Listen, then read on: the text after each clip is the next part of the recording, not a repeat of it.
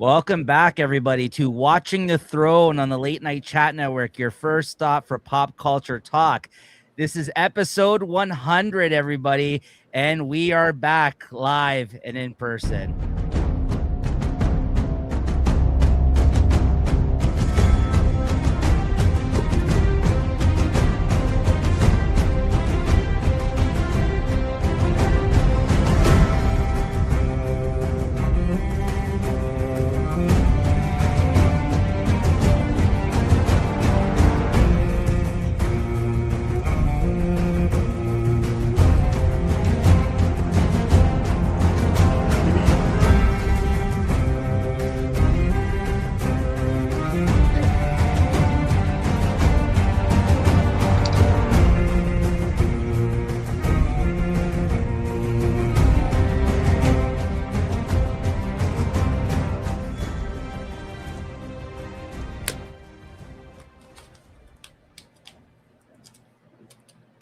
Welcome back, everybody. I'm your Welcome back. Nico.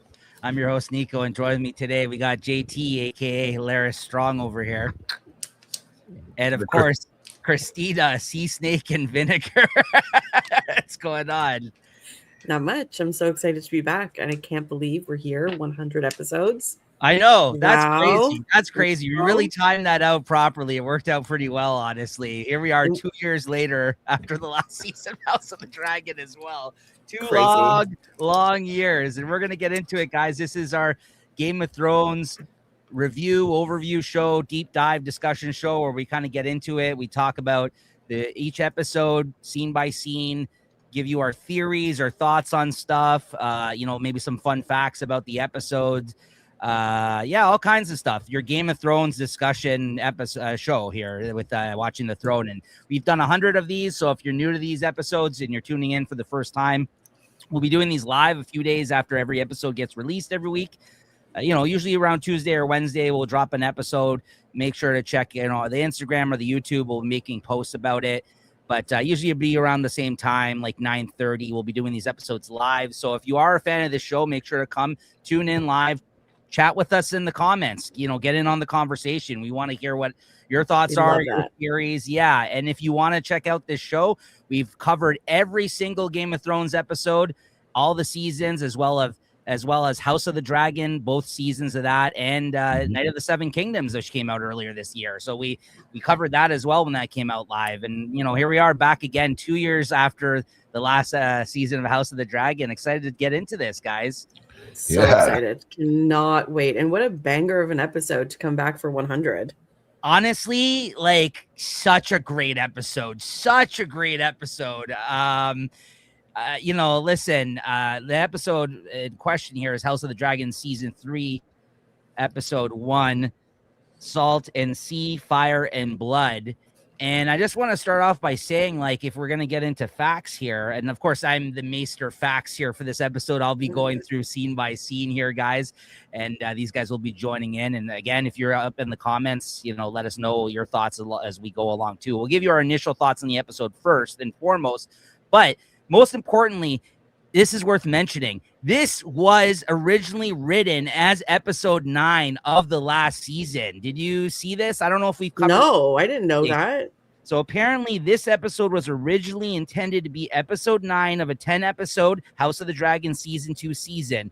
The script was finished in 2023 before season 2 filming began.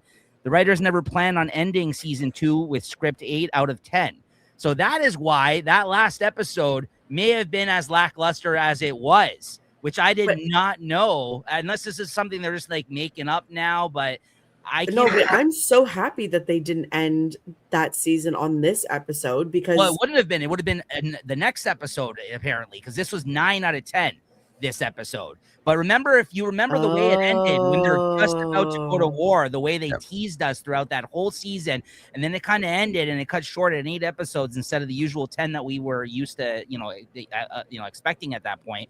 It ended on episode 8. And if listen, you got to go back and watch the episode. Maybe I'm wrong here, but I remember we were a little disappointed that it was all this buildup and not a lot of payoff. And here we are.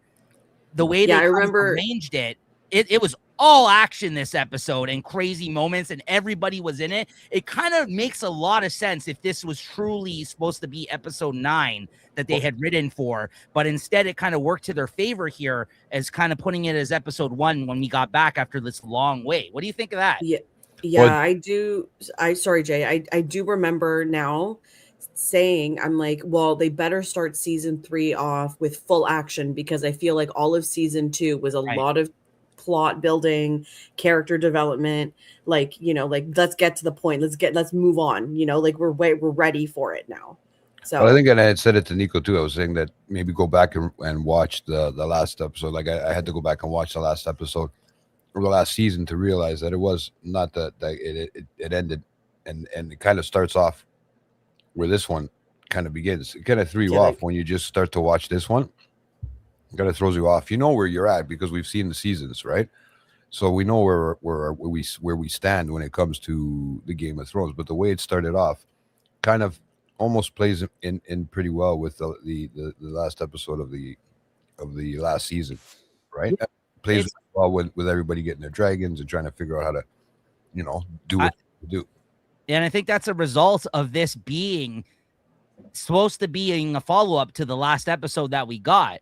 Now, at least in this thing that I read here, it said that they only had written it, so they probably didn't film this at the time, of course, because that's what they were alluding to with the strike. But yeah, it said the writers never planned on ending season 2 with script 8 out of 10. Season 2 was affected by the Writers Guild of America strike, combined with Warner CEO David Zaslav instigating massive budget cuts across the entire platform, among other things. As we do know, they were filming in Europe at the time, so they were allowed to continue production of the show in particular, if I recall correctly. But the thing with that was also, it sounds like because of the budget cuts, they kind of just cut it at 8 and then waited on this. So that makes a lot of sense. Like Jay was saying, like the way that this one came out like fire. Yeah, which I think really worked to their advantage after this. 100%.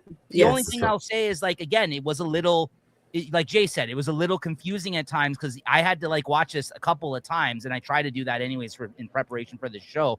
But we were really jumping back into things, But like Christina said, it was all boom, boom, boom, boom, boom, action, like in this episode, and they came back the right way, the way that we were kind of hoping that they would for this season. So yeah, and then now I'm expecting a slow episode for the second one.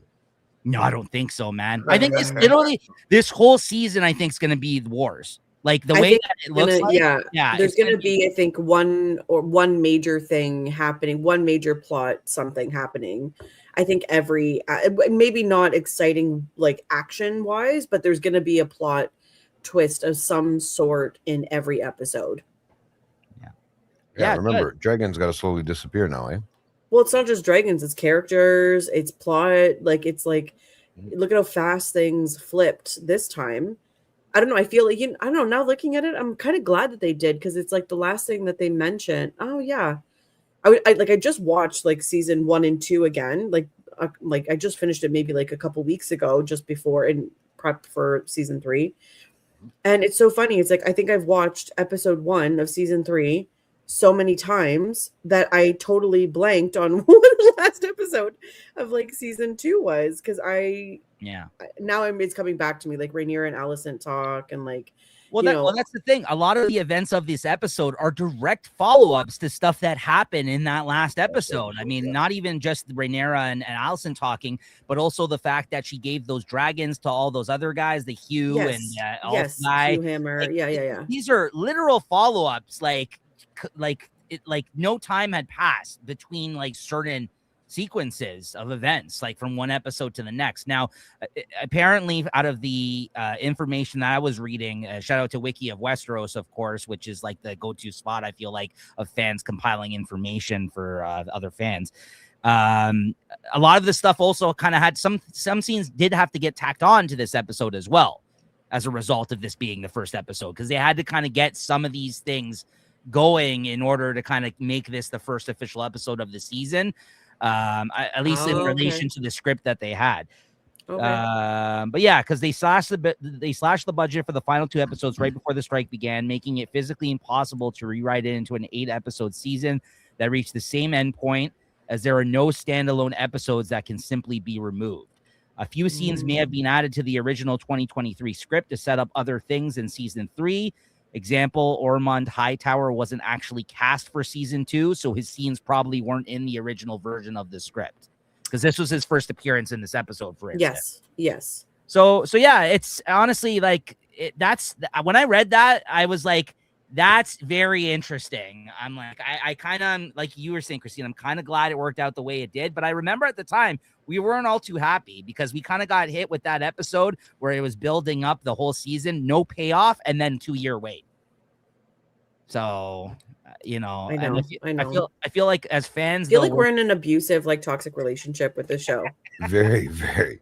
That's been this show's history, though. But I gotta say, it's bought itself a lot of goodwill with Night of the Seven. I wish I could quit you, but no.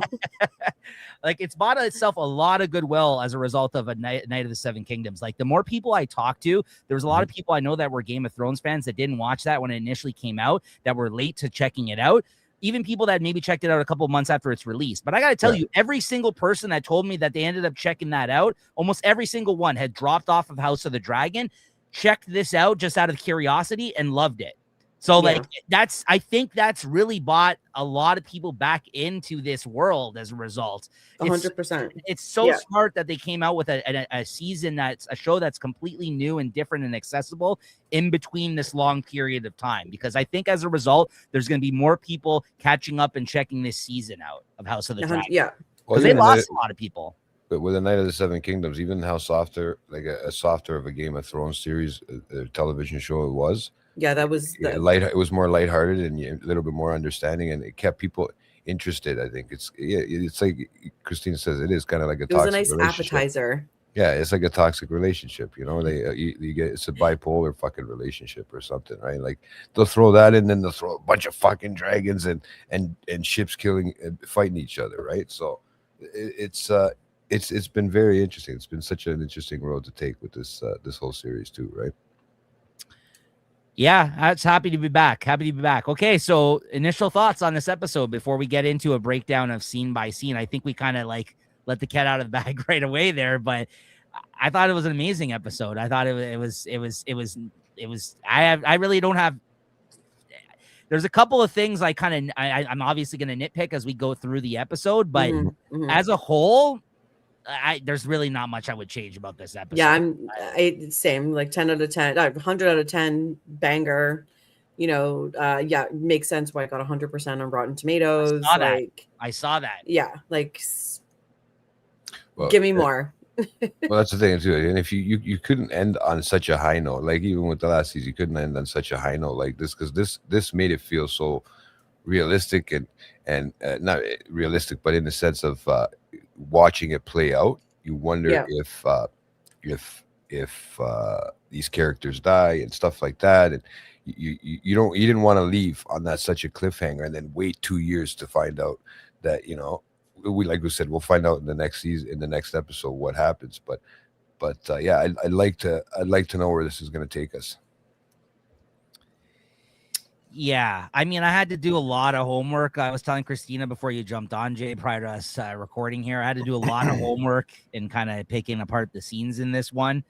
I mean, they had everybody in this episode, like every single character I feel like that we've been introduced to in the show showed up in a scene in this episode, not to mention new characters. But then it reminds me of Game of Thrones. Yeah, exactly.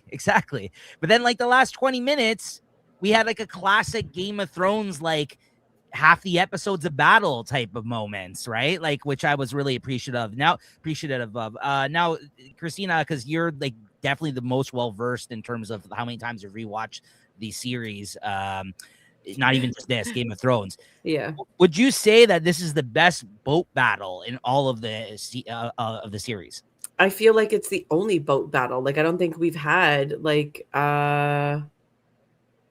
I mean, I'm just thinking about the Greyjoys, and I'm thinking about There was a little bit of boat battling, I think. there In was a the little later bit, but seasons I of think, Game of yeah, I Thrones. mean, this one, I think this one was so well produced, and I think it had the biggest budget or something out of all the episodes, like across the universe or something. It was crazy, like what they had to do production wise for this episode.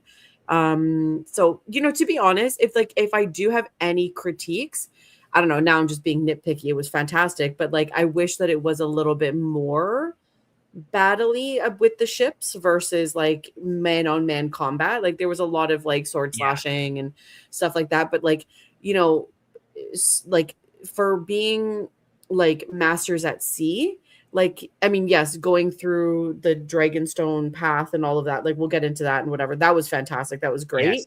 But like there's so much more that like I feel like I got more sea battle with Pirates of the Caribbean. Than I did with these guys, and these are supposed to be like masters at sea.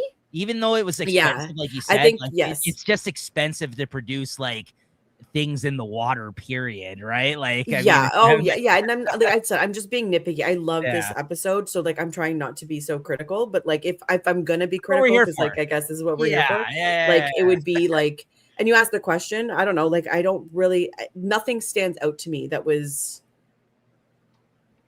like more at sea battle worthy, like or like on par, like there's nothing that compares. I would agree. Nothing really came to mind. Like I know there was some stuff that happened on boats in later seasons, I'm trying to but not enough to like as a standout to say like, I mean, like this is definitely, I think, will go down as one of the more essential big war battle scenes in at least in this series. All right, like I mean, we really haven't had, I think, a big battle of this magnitude really in this series as of yet, right? Like I know there was some stuff last season. Rook's Rest was probably, I really liked this battle though. This was great. It was fantastic. I liked it a lot. Like, I like you said, like just even though it wasn't all fighting, like some of the maneuvering stuff in a ship, I liked them shooting arrows at each other, like the whole ramming of one boat into the other that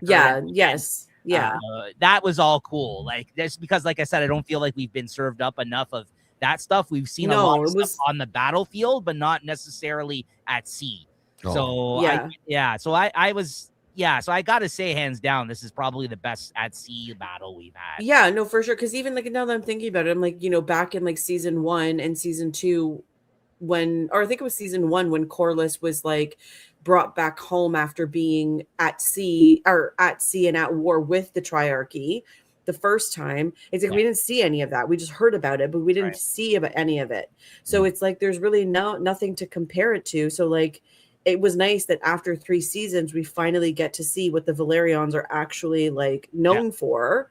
And that was really cool to see Corlys in his element, like Corlys kicked ass in this episode. I got to say, like he really, like it's one thing if you're going to say like, we've heard all this stuff about this guy and then he didn't show up, but he did. He really did in this episode. Yeah, I mean, you see what he's known for. Like he's the sea snake. Like, and I wonder why. It's like, well, this is why. Yeah. No, there's some cool like big character moments in this episode, right? How about you, Jay? Did you like that battle? That battle was phenomenal, man. You gave you a little bit of everything. The graphics, I was not expecting to see everything happen all at once just like that in that last scene. I knew things were going to happen, and I was waiting to see what was going to happen, but just the way they played it when what's her name was throwing people off the ship because they needed to come up so they didn't scrape the bottom. How much you weigh? Right. So I mean, lighten the load.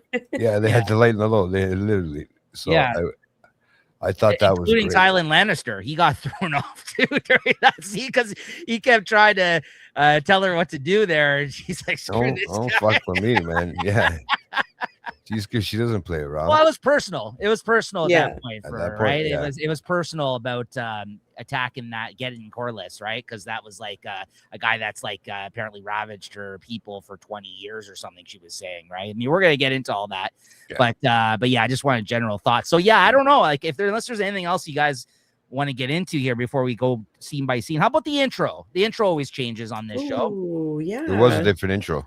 Yeah, the music was different, which was really nice. And then I did like it starts the same, like the tapestry was the same with some of the like things that have happened in the past. Went on, yeah, really and but then you see that it does change. Like you see the things that are coming to be and things that are whatever. And I did like at the end of the intro when it like looks like the waves like in the water, like it looked wavy. And then it ended with like the black Targaryen, the black and red like Targaryen sigil. Okay. Yeah, well, as always, I heard there's clues amongst everything of what's to come, like in the intro. Yes. I try not to look into too much because I'm like, I don't want to sweat, but it's really cool that it's there. Like the fact that they change it throughout the season too. Like, yeah. And I don't know if this is one thing that like I noticed like in also doing my comeuppance with like the episode. Usually they have a depiction of the throne behind like the title House of the Dragon, but this episode they didn't. It was just black. Oh, I didn't notice. So they didn't have like the depiction of the Iron Throne in the behind because it's like there's so much more. Yeah, there's so much like happening that like it's almost like the family has lost sight of like what they're trying to do. They haven't lost sight. They know what they're trying to do, but like the family is so like. Yeah, but as a result, they've dragged so many other parties into this situation now for their family squabbles, right? Yeah, like it's really crazy how we've gotten to this point, honestly, right? But yeah, I mean, so the theme song had been updated for season 3, an alternate variant of Ramin Djawadi's classic Game of Thrones fanfare, but with war drums added to emphasize that the Civil War is now fully underway. Depending on how you count, this episode has about 7 to 10 POV characters spread around 7 or 8 locations, unusual for prior seasons, which are normally concentrated on at most 3 locations. To Christina's point, this did feel like classic Game of Thrones era type of stuff going on here because it's true. Like, because we were only kind of really focused on 2 sides of the family in previous episodes of the seasons that we've been given so far, there really wasn't that much like until last season where he like where did he go? Harrenhal. Like, you remember when they were separating some of the characters, like Daemon went to that one spot and then the Riverlands or they were like shifting people around really for the first time. I feel like since the show started, really, because the whole first season I feel like all takes place, they're all together, right? And then the second season you kind of start getting some people kind of venturing out a little bit more. And then this season you got the first episode, you got, like I said, like several locations already with everybody kind of being all over the place, right? So it did feel like classic era Game of Thrones in that sense, whereas again, if you're going to even compare it to the show that we just got with the Night of the Seven Kingdoms, it was a very centralized story that took place in that camp, right? Like, it was a very centralized story. So I kind of am glad that we're kind of getting both flavors here, both like styles of the show here getting served up to us this year. And I just hope they continue on with this pace. Yeah, I really do. I really hope we get season 4 at the end or next year. Now, obviously I don't think they've confirmed anything yet. No, I haven't heard a whisper like. Yeah, they probably don't want to shoot themselves in the foot again after claiming they'll be back and then taking 2 years the first time around. Right? Yeah. Whereas this time I think it was expected, right? So something was coming. Yeah, exactly. Okay, so I guess without further ado, unless you guys want to add anything, we can jump right into it here. Sure. Yeah. Okay. Actually, sorry, a couple more facts I'll mention here because I don't know where they're gonna come up. Yeah. 8 different dragons appear on screen throughout this episode. Ooh. 3 at the Gullet, the 3 bastard mounts at Harrenhal, Caraxes in the Riverlands, and Tessarion at the Reach Army Camp, which I didn't even pick up on that one. Oh yeah, you didn't see him? No, I didn't even think of that as being one of the. Yeah, I guess that kind of fell under my radar. Right? These other ones, as soon as I said them, I'm like, yeah. That one I kind of didn't really make note of, I guess. I guess we didn't see Vhagar this episode, did we? No, we didn't see her. I didn't see it. This sets a new record for the most dragons to appear in a single episode. There you go, breaking the previous one held by season 1's Driftmark. Which was 5 dragons gathered at Laena Valerian's funeral, plus Vhagar appearing later in the episode. Rhaena was, listen, I'm going to try to not mention too much of the comparative stuff with the book here because we focus on the show on this episode, but sometimes some facts are interesting to hear about in comparison to the book. I will say just outright, though, there's a lot of talk about stuff that's different from the book and this TV, this show here, especially the start of this season. So if you guys are interested in that, like I said, check out Wiki of Westeros. It's a pretty good or if you're here, put it in the comments and we'll talk about it. Yeah, or that too. There you go. But there's just a lot of it, and because we mainly talk about the show, I didn't choose to kind of highlight so many things about the book, but there's some interesting stuff here. Rhaena was merged with the major book character Nettles, apparently. This has been divisive among critics and might have been one of the major points in the now widely publicized disagreements that have occurred between George R.R. Martin and showrunner Ryan Condal on this show, which I was not aware of. That's kind of interesting. Aegon's storyline in season 3 is an invention of the TV series. In the book, where he went after fleeing King's Landing, was presented as a mystery. Ryan Condal explained he wanted to actually show what Aegon was doing off screen. So that's kind of interesting too. I mean, him just running away, I guess, wasn't really in the book apparently. So that's kind of an interesting point too. So there's definitely some things that they've added here that are going to be big parts of the characters or big scenes. It looks like it will be following there. Yeah. I mean, the other point, I don't know if you have this as a point that you want to bring up later or whatever, but even the fact that Rhaenyra's youngest 2 sons, Viserys and Aegon, they are supposed to be older in the show, or in the books, they're older. They're 10 and 8 or something like that. And they actually play a bigger part. They play a huge part in this whole battle sequence and this whole storyline. So people are questioning, what is the storyline? Where are they going with the storyline? Because these major, I'm listening. Sorry. No, it's very. You okay? These major characters and this major plot is not the same. So it's also, that's another change from the books. Okay. Are you talking about the way the houses are fighting and how they're lined up and stuff like that? No, it's it's literally themselves? Things that happen in this battle, so yeah, the 2 youngest sons, Rhaena was watching over them, and they were gonna be heading over to Pentos for safety and protection, and they were with I think anyway, they were in the Eyrie. And then they were leaving, and that's when Rhaena heard the dragon and went off on her own and found sheep. Anyways, I'm going off, but apparently the 2 Rhaenyra's youngest sons that she has with Daemon, Aegon and Viserys, are they're supposed to be older. In the show, they're little children. They're 3 and 2 or something like that. But in the books, they're older. They're 8 and 10. Okay, and they play a bigger part in this battle than what actually transpired. So that's another. I like sometimes some choices they choose to kind of put in the TV series. Sometimes there's things that work out well. I think certain choices that they make for characters, right? Especially based off of fan opinion of who they like and stuff like that. Sometimes they kind of make changes based on that as well. If there's characters among the cast, right? Sometimes they might throw some extra stuff in for certain people that are doing a good job. So and honestly, especially maybe they just left it out because again, it's another Aegon and Viserys. It's how many more Aegons do we need in the show that we have to different? It's crazy. So maybe they did it on purpose because of that, to so viewers wouldn't be so confused. I don't know. But that's another thing that I saw that people were not happy about. I didn't come across that. Oh no? Oh, okay, no. yeah. Gwen Hightower and Kristen Cole scenes are also an invention of the TV series. Kristen does lead his remaining land army to Harrenhal, but Gwen didn't go with him in the book. The TV show may be condensing him with other minor Hightower characters. I forgot they were in that episode.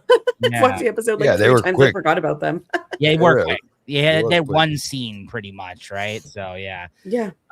Anyways, okay, so yeah, sorry, I was trying to. It wasn't a hard scene, for Jaharis, or what is his name? He was just in the cell there, looking out For who? for what's his name? You said is it Jaharis? Not Jaharis. What's the one the one that got arrested? The one that was in the cell. It was just Otto? a quick scene. Was it Otto?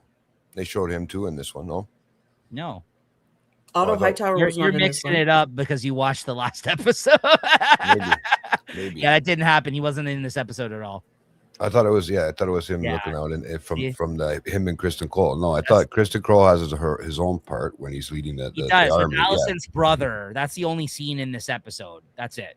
Yeah. No, I'm just thinking of okay, my fault. Yeah. Maybe I'm thinking of something different. No, I think it's because you watched it too closely together. That catch up. for Yeah, you I is, do. doing Yeah, you- I do that all the time. doing you a That's- disservice now. You're forgetting what happened in which episode. So that's where I come in now, and I'll direct us through the scene. No, there you go. That's when we know.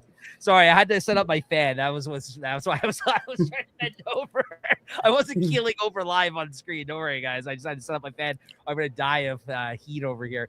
Okay, so first up, we got. Let's get into the scenes here. Some good stuff, though. All right, we start off with Reyna and Dragonstone trying to get control of Sheep Stealer here, Mount Sheep Stealer in this first scene. As we know, she's having trouble getting her own dragon, right? And she was the one that encountered this one that's been stealing and eating all the sheep in the previous season, right? And that's hence his name. He's massive, this guy, and clearly a wild dragon, which is not going to be tamed in the course of this episode. That's so that's kind of how we opened up. But again, a direct follow-up to the scenes that we got served up in the last episode, season 8 of season 2 here. So that's and again, that's another reason why I feel like not even that much time was dedicated to this. It was the first couple of minutes, and then we kind of bounced back to her a few times throughout the episode. But it was we kind of kept getting these smaller scenes served up here to us. Also, this episode was an hour, I think, in about 10 minutes with the trailer involved, with the intro, explanation of what happened last season. I think it was just an hour and 11 minutes or something like that. So it was a longer episode. It was a little bit more than an hour, right? So, which was good. Then the next scene, we got Aemon Targaryen. He confronts Master Orwyle. He grabs him out of his bed and threatens to kill him because Aegon is missing, which then he finds out along with Lord Larys, which he is then told, and he it saves Orwyle as a result because he was about to kill him, thinking he was behind whatever had occurred there with Aegon missing. So again, just another quick little scene kind of explained that he's now aware that he flew the coop at the end of the last season. Larys, right? Any thoughts on this? I thought we were going to get a head chopping right away, man. I thought for sure. I thought they were going to start it off with a literal okay, here we go. Here's some blood. I'm like, oh no. It was pretty close. The way he yanked him out of bed and kind of had him down on the ground. And then he sentenced him to die. It's like when you say that, when you say the words, as we know from Ned Stark, it's like you say the words, you have to fulfill the whatever. So it's just like you said the words. Yeah. And I thought for sure he said the words, we're done. He's done. Yeah. So there wasn't really. I mean, listen, do I think he's going to have if he's going to survive much longer? Probably not, but poor Maesters never do. Yeah, no, but at least this one's not a bumbling idiot like that old fucking Maester. That old pedo? Yeah, the fucking guy who pretended that he was feeble in Game of Thrones. I'm forgetting his name right now. I'm blanking on it, but Yeah. I mean, listen, I love that character, but he was also I love how he jumped out of bed and just stretched and was like, ah. I know, after hooking up with the Lady of the Night there, he's just like, yeah, good to go. It's like our maester right here. That's what I do. I hop right out of bed with a spring in my step, Jay. I'm not that old. Although me bending over earlier trying to adjust the fan, you would have thought so. Plug in your fan almost took you out. All right. Next up, we cut to Larys and Aegon on the run, basically, as a follow-up to them figuring out that they've ran away in the back of a horse and buggy cart, essentially. And he mentions how he requires milk of the poppy. You know, he's like, we all do, no? Yeah, he's weak and struggling here. He's really hurting in this scene. Like, he really shouldn't have gotten up out of bed, but you know, this is them making a move there, or more so Larys trying to make a move for himself, I feel like. And great quote here I wrote down: "I'm the king of nothing, with raven shit for a throne and a cripple for a protector." Oh, fine. Yeah, that was hilarious. I'm fucking pathetic. That's what he says in this scene. So he's really feeling it here, Mr. Larys. Aegon's got some one-liners that are just like, you know. I like the character, actually. I actually like him a lot more than Aemon, honestly. Like, it just in terms of like, yeah, I mean, he's a great character too, but like, he's the type of like character you love to hate this guy, but not on the level of Aemon. Like, he's like too evil. Like, this guy's like a petulant child, like Joffrey kind of area, even though you hated that character. But you know what I mean? Like, you're like, this guy, look at this guy trying to be a king. You know what I mean? Like, I don't fear him. You feel bad for him. Yeah. Yeah. Like, as opposed to Aemon, who's just, you know, he's just a dirty old Targaryen. Like, he's just prime Targaryen when it comes to, you know, the way his mannerisms are and the way he wants to, you know, he's Aemon's going to be the one, I think, one of the falls of this series. You know, the way he kisses his mother. We'll get into that. I didn't want to get too far ahead, but yeah, dude. I mean, like, what even she's like, honestly, what the fuck? Well, you could tell that the mother's not a Targaryen in that scene, technically. Yeah. Well, yeah, that's why she had that reaction. Yeah. Like, all right. I know this is jumping ahead, but they keep finding ways to up the ante with that kind of stuff on this show. When you just think they can't, like, listen, the whole family's banging each other already, but this happens, and you're like, well, that's just wrong. Like, what's going on? It's so funny that we say, okay, oh, he's kissing like his mother, but like we keep forgetting that like Aegon is married to his sister. Like, right. No, I know, but that's even like, it's just like we keep forgetting about that. Like, you know, like, amongst knowing that though, like that was like, what the hell? Yeah. Knowing that. Like, at least I was like, whoa, okay. So that happens. They then get pulled over and are told to kneel to the one true queen, Rhaenyra, because as they are now in her lands. Larys denounces her, and Aegon struggles to and refuses. Larys reveals who he is. Yeah, exactly. No, I get it. I mean, listen, but I when I watched the scene, I was just like, if he says the words, like, this is over. He can't. Like, he can't. No, because then he'll lose. But also, you know, he was trying to play a part here, right? Like, he giggled. That was the way he giggled there. It was just perfect. It was just like. No, Christina's right. I didn't even think of it in that way. Larys is just like, okay, let's hurry up and get moved on. Like, let's move on. But then he just throws him right under the bus, like after. Like, he's just like, here we go. Here's the kid. I'm sure it was part of his plan, obviously, but it was just like, you know, he struggled to do so, and then he basically said he reveals who he is like the next second.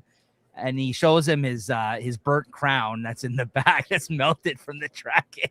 And then he pulls his hood off. He sees the hair. He's like, oh, nice hair. And then they're going to kill him right there and then, right? But then Larys talks him into like, no. You'll get more money if you bring him directly to Rhaenyra, which is basically, again, what he wants. He wants him to go. Yeah, he's on his way there. That's how he's trying to get there, right? So so it'd be perfect. Yeah, he did manipulate the situation to their advantage, like, right, like in that moment. But so I thought that was interesting how we kind of again already kind of progressing with their storyline is getting caught. Like, it wasn't like we waited like a bunch of episodes and seen them on the road. No, they got caught right away and are being sent. Like, who knows what the hell happened from here on out, like, on the way. Varys is low-key genius. I can't wait to see what happens. I hate that guy, man. I mean, he's a great character. Love to hate people, he is a great character. Yeah, for a Game of Thrones, he's a great character. But like, you know, like I said, he's basically the little finger of this show, right? That this 100% this series. And yeah, he mentions if they bring him directly to the queen as living consequences, they will get more money for a reward. So he said, okay, let's grab these guys, be on our way here. Then the next scene, Rhaenyra is saying how she believes that Alicent's offer was genuine. This is a direct follow-up to her going out on her own at the end of the episode 8 of the last season, and offering up an opportunity for her basically to walk in and take the throne, and making sure like Aegon was going to be laid up in bed, and she was going to send Aemond out with like I think him and Kristen Cole, like there's a bunch of people that were supposed to meet up and go somewhere, and she was going to basically make sure there was safe passageway for her to stroll right into King's Landing and basically take over. So that was her plan, essentially. And Rhaenyra believed her, and she was right to believe her, because she is trying to do that this whole episode, as it basically gets torn away from her, this whole plan that she had, right? Like she was genuine, like in those scenes, that she didn't want any more people to be killed on her side, and she was ready to give him up in favor of her taking over, and then the bloodshed basically stopping, right? So well, I think the other thing is, it's like remember when Rhaenyra in season 2 snuck into the sept when Alicent was there praying, and they had that conversation by the candles and whatever. And I think when Rhaenyra revealed to Alicent that she misunderstood Viserys's words, like when when he was talking on his deathbed about Aegon, it wasn't about his son, it was about Aegon the Conqueror. Right. And Alicent, I think in a plea, like this was her way of setting things correct without admitting that she fucked up and she made a mistake, and this was a mistake, right? Because it's treason, and like she would die for it. Like she would die, her children would die, they would all die. And so this is like her way of making, but this is also another classic like Game of Thrones. This could have all been avoided, essentially. Yeah. It could have all been avoided, but this is also so classic Game of Thrones. Like, you know, people are trying to do their own thing and set things correctly, and it just like it keeps falling apart, because like in life, everyone has autonomy, and it's like everyone's going to do whatever the hell they want. And so it's like, yeah. And especially at like, I mean, nowadays it's like information travels like 10,000 times faster, but like when you have to travel for days to get somewhere, it's like, imagine all the things that can change in a day. Like that does change. Very good point. It's a very, there we go. We got a comment here from Brent Dismookie 7642. This is the first time I actually felt bad for Alicent, to be terrified by the men in her family and realize how much she fucked up. Yeah, I mean, she's definitely trying to like. I don't know how bad I felt for her though, personally, because like this was of her own doing. I mean, I don't feel bad for her at all. I get where he's coming from, though. I do get where he's coming from, but it does make you for the first time maybe feel something. I felt more bad for her. Yeah, no, I felt more bad for her when her son kissed her than like. I mean, this is the way she's got to play it out now. What a weird sentence. Because of how much she's fucked up. That's the thing, right? I mean, this is the way she has to play it. She has to go in there and like basically stick her tail between her legs, and you know. No, I get where he's coming from. I do. I get where he's coming from with like this is. But then it's still he felt bad. Yeah, that's fucking understandable. Up. No, I know. The way she doesn't want to do it. It's not the way she wants to go by doing it. Right. Well, she was also really scared in this episode. Like this is, I think, the first time you didn't see her just kind of like vengeful or pissed off or like disappointed, like in what was going on. She was genuinely scared in this episode. Of what was next to happen. And it's even referenced like by her daughter in this episode, right? So like I think yeah. So I think it is worth mentioning that maybe there is some, there is a way you could kind of feel bad for her in this episode a little bit. But I just think like she is out there trying to make things right.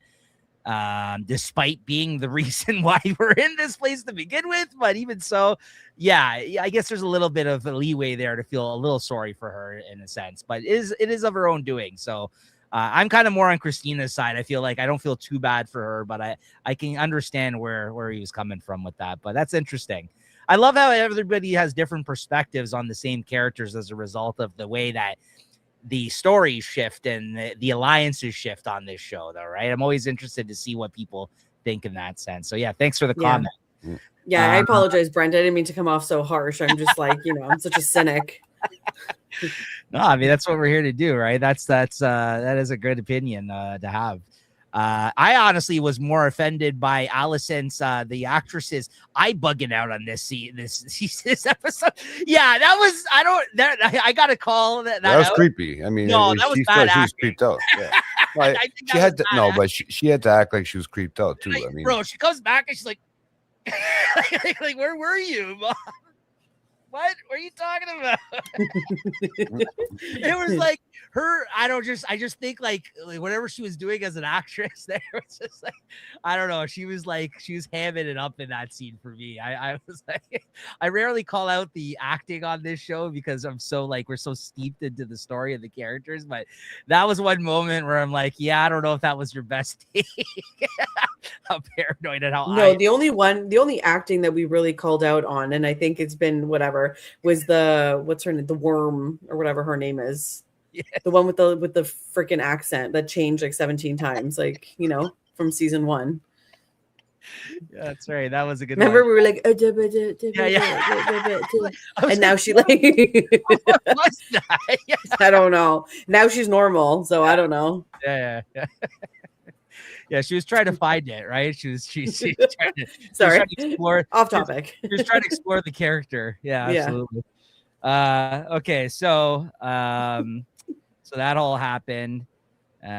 She's saying that she believes Allison's offer was genuine. Jacaerys, her son, doesn't believe so, says it is a ruse, tries to convince her otherwise. Rhaenyra insists that she is pulling out because they believe that their loss is imminent. She will sacrifice Aegon to her. She will kill him and the city and her place on the throne.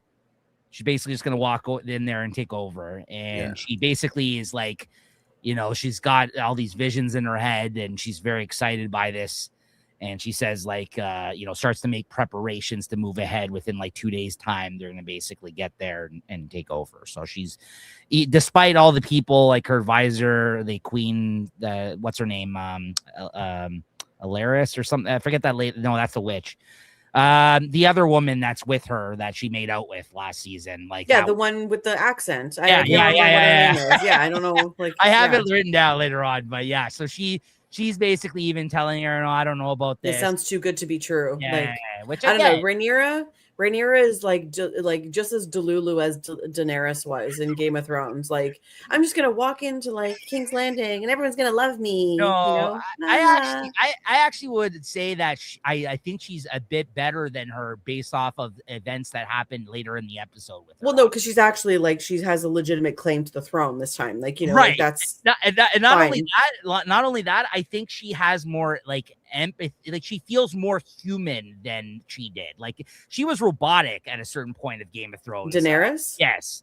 Like she's she's not, I think she just lost sight of everything at a certain point of that show, where I just feel like Rhaenyra is still like, there's that, I mean, later on, again, we're jumping ahead, but later on, there's like a very emotional scene that she has where I'm just like, okay, so like deep down, I'll have to hear what you think of that then. But I think that she has a little bit more, like there's a little bit more underneath the surface, I feel like, than there was with the in comparison to Daenerys. But we can get into that later. So Alicent in this next scene returns. This is where she's like, shows up at the they tell her son Aemon requires an audience with her. says Aegon has, he tells her that he's abdicated the throne and he's fled with Larys, basically brings her up to speed. She's freaked out, obviously, by this because she's like, no, oh no, my plan that I've been concocting this whole time. She literally just came back from meeting up with her, like traveling this whole way on her own, with Rhaenyra there. Then she, he questions where his mother has been. She hasn't been seen in the keep in days. She basically said, like, I went off because there hasn't seemed to be a lot for me to do around here lately, basically throwing that in his face, how they like literally just kind of boxed her out. This is where I mentioned the eyes are very much bulging out of her head at this point. Aegon said they left me no choice but to stay here and defend the city. Lord Ormond will be aiding them with 15,000 men, he tells her now. So don't worry about it. Ormond is got 15,000 men with them. And, she's thinking to herself, the wheels are starting to turn. Like, oh, no, this plan, it's not. Yeah, Rhaenyra's going to show up and she's going to be like complete. Like it's a suicide mission. Like it's suicide. Yeah. Set her up. Yeah. To like fail almost. And then he says Daeron and his dragon, and they're gonna march up. The Triarchy fleet at any moment will ambush the blockade with a force thrice the sea snake's strength, which we see play out later in the episode. So he basically says like all this stuff is in motion, and we're gonna take them out. So and she's like now like I got to think of something to delay this whole situation, right? So yeah. Well, I think first she's like shocked to hear that like Aegon has abdicated the throne. And then it's like, what do you mean? Because like, what do you mean? Yeah. So like I think she wants to hit Aemond to clarify that he didn't kill Aegon. Like Aegon hasn't died, or Aemond hasn't killed him. Like it was like no, he's left with Larys. Okay. And then now that's one thing that she's got to like, deal with. And now it's also like having this huge army come in. So there's like multiple things that she's trying to figure out. Like, how do I get Aegon back? And how do I get, Aemon to leave? And how do I get like Ormond to stay? And it's all showing in her face. Yeah. It's like, yeah. The poor girl. Yeah. See, that's where you can feel like the poor girl. No, it's true. And then we cut to the Valyrian ships on the sea. This is kind of where the setting for the Battle of the Gullet, as we see later on with Corlys and Alan. And Daemon and Oscar Tully in the Riverlands after the Battle of the Red Fork. We basically cut to that whole scene, right? I'm correct about that? That's that battle, right? And you see Daemon hacking and slashing his way out there on the battlefield. An update on the battle is given to him. Daemon is told that the Rivermen must be returned to the mud after they die in battle because there's this whole talk about them burying their dead. And he's like, no, don't worry. My dragon, Caraxes will take care of the bodies. And he's like, no, they must return to the mud. Well, I really liked. I like that. Yeah. I always like these moments where they feed us information about certain houses and the way they do things. I enjoy that. That's probably like my favorite part about Game of Thrones is learning about like little family facts about like the way they think how they do things, right? Yeah. Like I liked that. I liked how he said like the Riverland people they that's what they go back to the earth kind of like in that sense. So I thought that was pretty cool. And then my favorite part of the episode, right? So he sees people coming out of the woods. He's alerted to the fact that a bunch of people start coming out of the woods. Okay, they stand their guards. All of a sudden, you see people waving Stark banners. Okay. Yeah. Which already I'm like, fuck yeah. That's why I see that. Sides. And we already know last season they went and they were speaking to them at the wall there, right? With the Starks already last season, one of their sons, right? So Jacaerys. It was Jacaerys, yeah. So yeah, that's right. The other one died. Yeah. So he's speaking to them. And so I guess that's maybe they're out there already. Like, but this is a new character here. This is Lord Roderick Dustin, known as Roddy the Ruin, head of House Dustin. He serves under the Starks for the North. He has his people are called the what the hell are they called? Winter Wolves, I believe, is where I wrote down here. Yeah, I think I heard him say that too. Yeah. But this guy is played by Tommy Flanagan, for all you guys out there that might know this character from Sons of Anarchy. And this guy fucking rules. As soon as I saw this, I was like, yes, yeah, this guy. Yeah. I was like, yes. Me too. So much into this world that, like, he normally has like this big dirty scar that's real, like across his face. It looks like they covered it up in this scene, but like you can see that you recognize that face anywhere. Like no matter prosthetics or anything is going to cover like who that person is. Kind of like Ralph Fiennes or Ray Fiennes. Yes.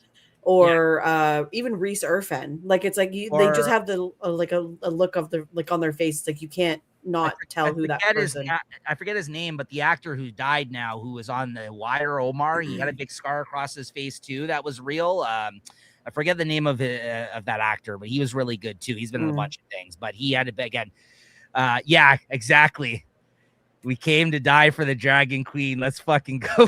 Yeah, that was great. Like I wrote down that quote too. We have come to die for the Dragon Queen, and then he's what's his name? Aegon was Daemon. Daemon. I always mix these guys' names up, man, when I get too deep into the notes. Very good. We've got more lions to hunt, and they all just say, yeah, like fuck yeah. Everyone just starts yelling. Yeah, that was great, man. That was a great scene. I love seeing Tommy Flanagan here. I love him as an actor and other things I've seen him pop up, and he's been in other stuff too that it's not coming to mind. But I mostly know him from Sons of Anarchy. Anarchy, yeah. So like, Jay, were you watcher of Sons of Anarchy? I can't remember. Yeah. Do you remember this guy? Did you recognize? Yeah. He you could tell that's the one with the scars, but he's got the gray hair in real life. It looks a little different. Yeah. Yeah. Well, yeah. I mean, it looks a big difference, but it does suit him. It does. He fits into this world, though. Yeah. He definitely fits into this world. Yeah, so I don't sunken cheeks and looks like he's ready to not sunken, but he does not. He's properly built for this world, I think. Like I don't know if character-wise, Christina, like how big of a part this guy, if any, he's gonna play in this, but I hope he does. I don't know if he is or not, but like I hope we get more scenes with him. I don't think they would waste this guy. Hopefully, just this one scene. But like, no, I haven't looked into this at all. But I'm assuming, he's gonna be in a little bit more. He's gonna play a bigger part, like for the North. Even if it's this season only, like I'm okay with that. But I just think he's a great character actor, and I want to see more with this guy. Well, and he's a bigger actor, so it's like if you're gonna hire a bigger actor, exactly. I feel like you're not gonna just have him in for like 2 scenes and like that's it.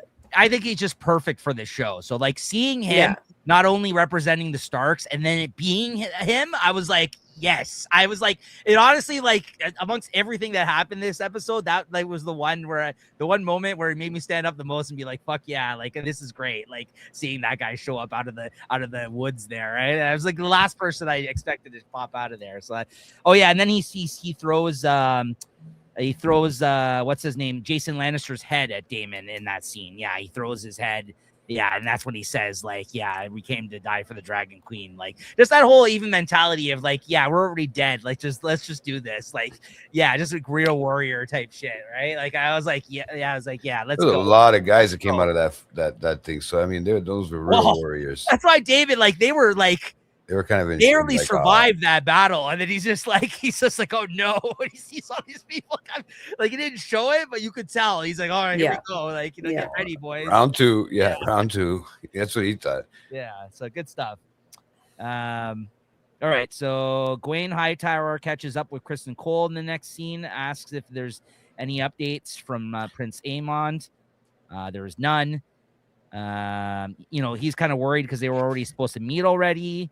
This is when he also mentions that one of his men, which I guess he came across in the first part of this scene, I guess somebody kind of raped a village woman or something in the tents. He kind of had his way with her. And he says, like, one of the men ravaged a village girl. He should be punished by you to kind of make an example of these guys in front of the rest of the people. That's your job. As we know, this guy hates him, like, because he's like, he doesn't deserve to be Hand of the King. And he's Alicent's brother. So he's like, fuck this guy, right? So he's kind of like, you need to do your job here. Because he's like, yeah, go ahead and hang him then. I don't care. And then he's like, you do it. And he's like, no, this is your job to do. Like, this is your opportunity. Like, he's trying to help the guy and saying, like, this is fucked up. You should take care of this. But also, like, he says it with like a lot of disdain in his voice, obviously, for this guy, because we know he hates him. But then, like, but then he's like, look around you, like, we're all gonna turn into beasts. Yeah, he's like, we're all gonna be the beasts by the end of this. Like, look around at all these guys. We're no better. Like, all this honorary knight shit that you kind of keep talking about, like, we're not better than anybody else, like, here. Like, so it's almost like he was given a pass to this kind of stuff, though. He's like, I don't care. Like, well, you know, like, I don't know. Hightower says something thereafter too. He says you're only going to turn like that if you let it, if you really let it, right? And it wasn't. That was I think a really big line coming from Hightower. A rare W from him. Yeah, it's like, as much as, like, you know, Kristen Cole's kind of. He's such a ween. Yeah, he's a shit heel. He is. Oh my god, the whole scene, I was like, oh, here we go again. Yeah, no, I agree, but I also don't like the other guy either. I don't like the Hightower brother either, Dwayne or whatever his name is. Yeah, Gawain. Gawain. I'm gonna call him Gawain from now on. Yeah, so, like, no, seriously, like. But at least he has a little bit of integrity. Like, Sir Kristen Cole's just a baby. You know what? It's tough to say because I know, like, a woman, like, he had her way with a woman here in this scene, but at the same time, I do get both perspectives. I do. Well, I mean, look at the world they're living in. I mean, really, at the end, right? I mean, you're sleeping with your own family members. But he doesn't stand for anything, which I think is, like, the problem. Kristen Cole's such a shit heel. He just really just cares about himself and, like, Allison. It seems like getting back to her. He doesn't, like, he just cares about Allison because she's the flavor of the now. But, like, like he's passed already. That flavor's melted. He's over that. Now he's just got his I don't think he's over it. I think he's just, I don't know. He's just such a, I don't know. He's bleh. No, I agree. But Jake brings up a good point. He's like, yeah, well, you know, about him saying that to him, only if you let it happen, we're all beasts, right? So, yeah. Again, there's no knight. He doesn't care for being a knight. Obviously, this guy, he has no honor or decency. It's pretty much the opposite of everything we've seen in Knight of the Seven Kingdoms, right? So, yeah. And then the next scene, we got Ulf, Hugh, and Adam of Hull sitting around. Which this is my favorite scene. He's one of the bastard sons of Corlys, this guy, right? The other one, not the one that's on the boat with Adam. him. Yeah. No, Adam. Yeah, that's right. Adam. That's him, and Adam. Yeah. Ulf, we know, is the guy that was in the bar. No, we know that. He was the guy who was in the bar. He's basically bitching about all of them having to wait there with their dragons and, like, what the hell are we doing here? And he gets into this whole conversation about expecting a castle for what they're doing here. And that was the best. It was a funny scene. This is where it's explained to them that they were offered to be knights, not lords, and lords get castles, knights get a horse. And he's like, why the hell do I want a horse for? He's like, I got a fucking dragon. People respect me because I got this big fucking dragon over here. That's what they'll respect me for, right? Oh my god. And then he says, well, you know, I heard that knights to get women. He's like, I get a lot more women with a castle. Yeah, but he says it like, and it's so low tone, but you know. Yeah, he's so right, though. Yeah. He's not wrong, man.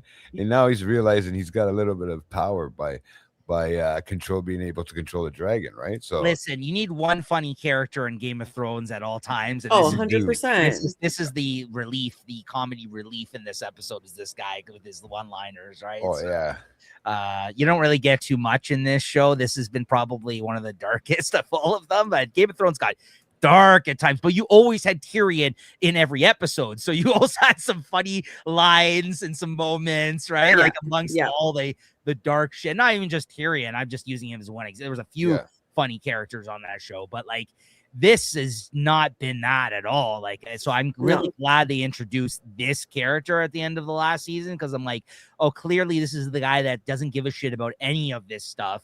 Is kind of just going with like he was literally lying to people, or so he thought, in the bar about being related to these people. And now he's like, oh, look what I've gotten myself into. Yeah, 100%. Really just trying to benefit from the situation here. So, yeah, so good stuff.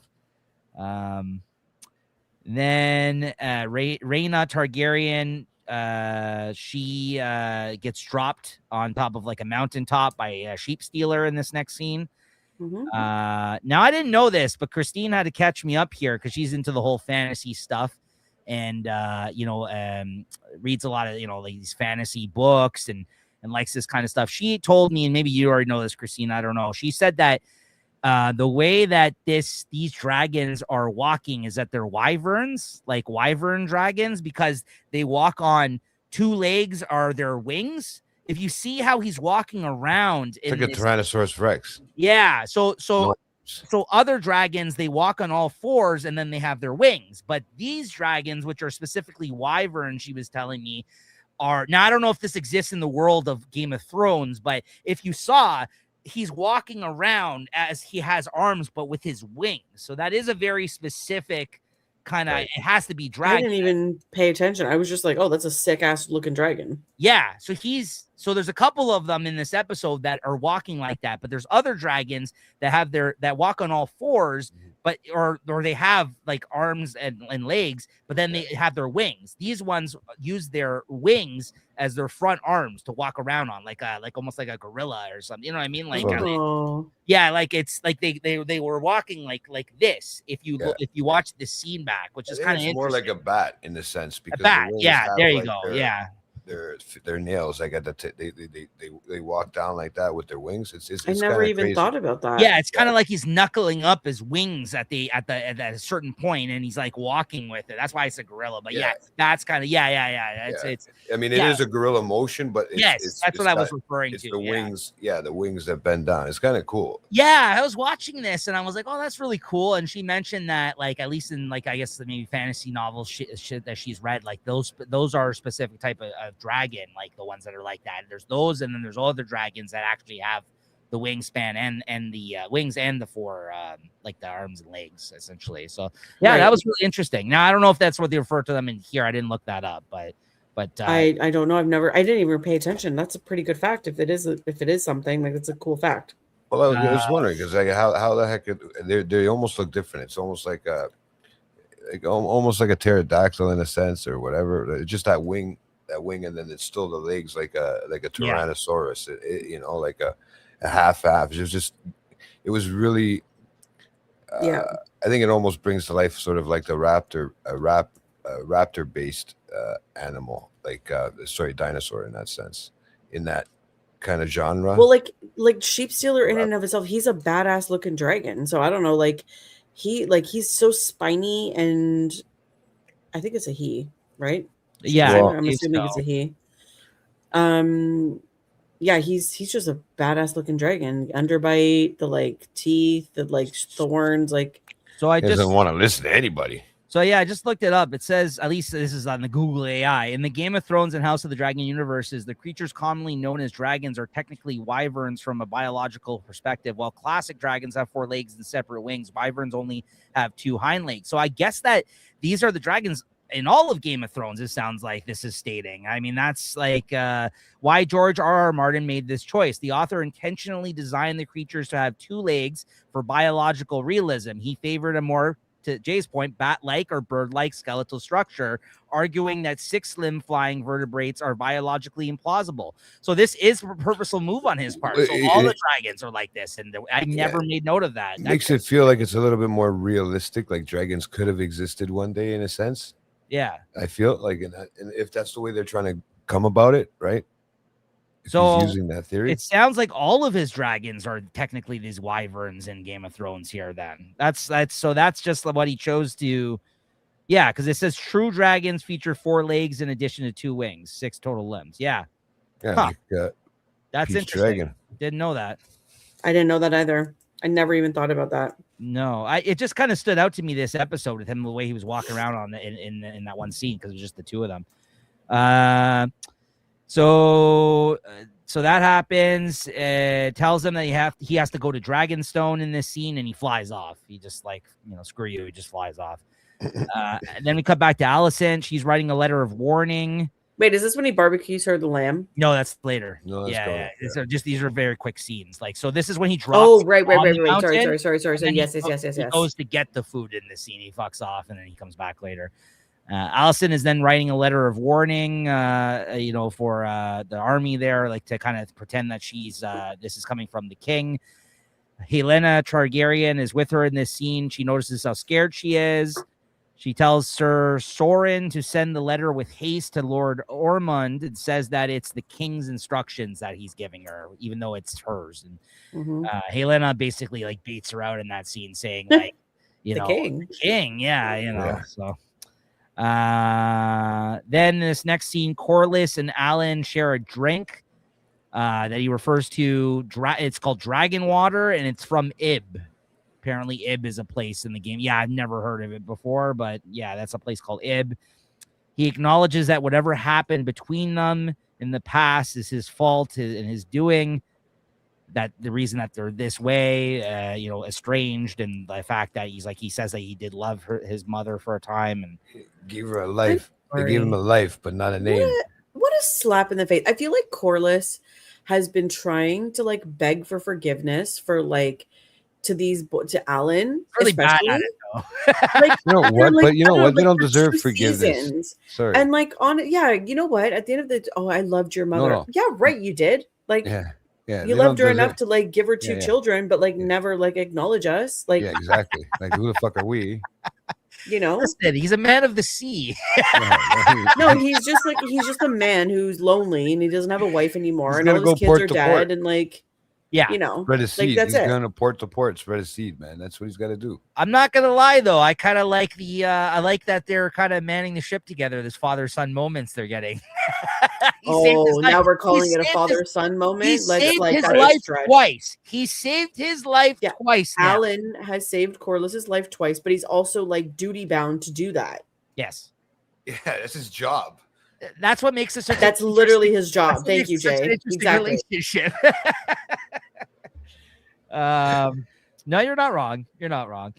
Okay, great. We share the same blood, but like, where you been, bro? Yeah. Where you been? This child support.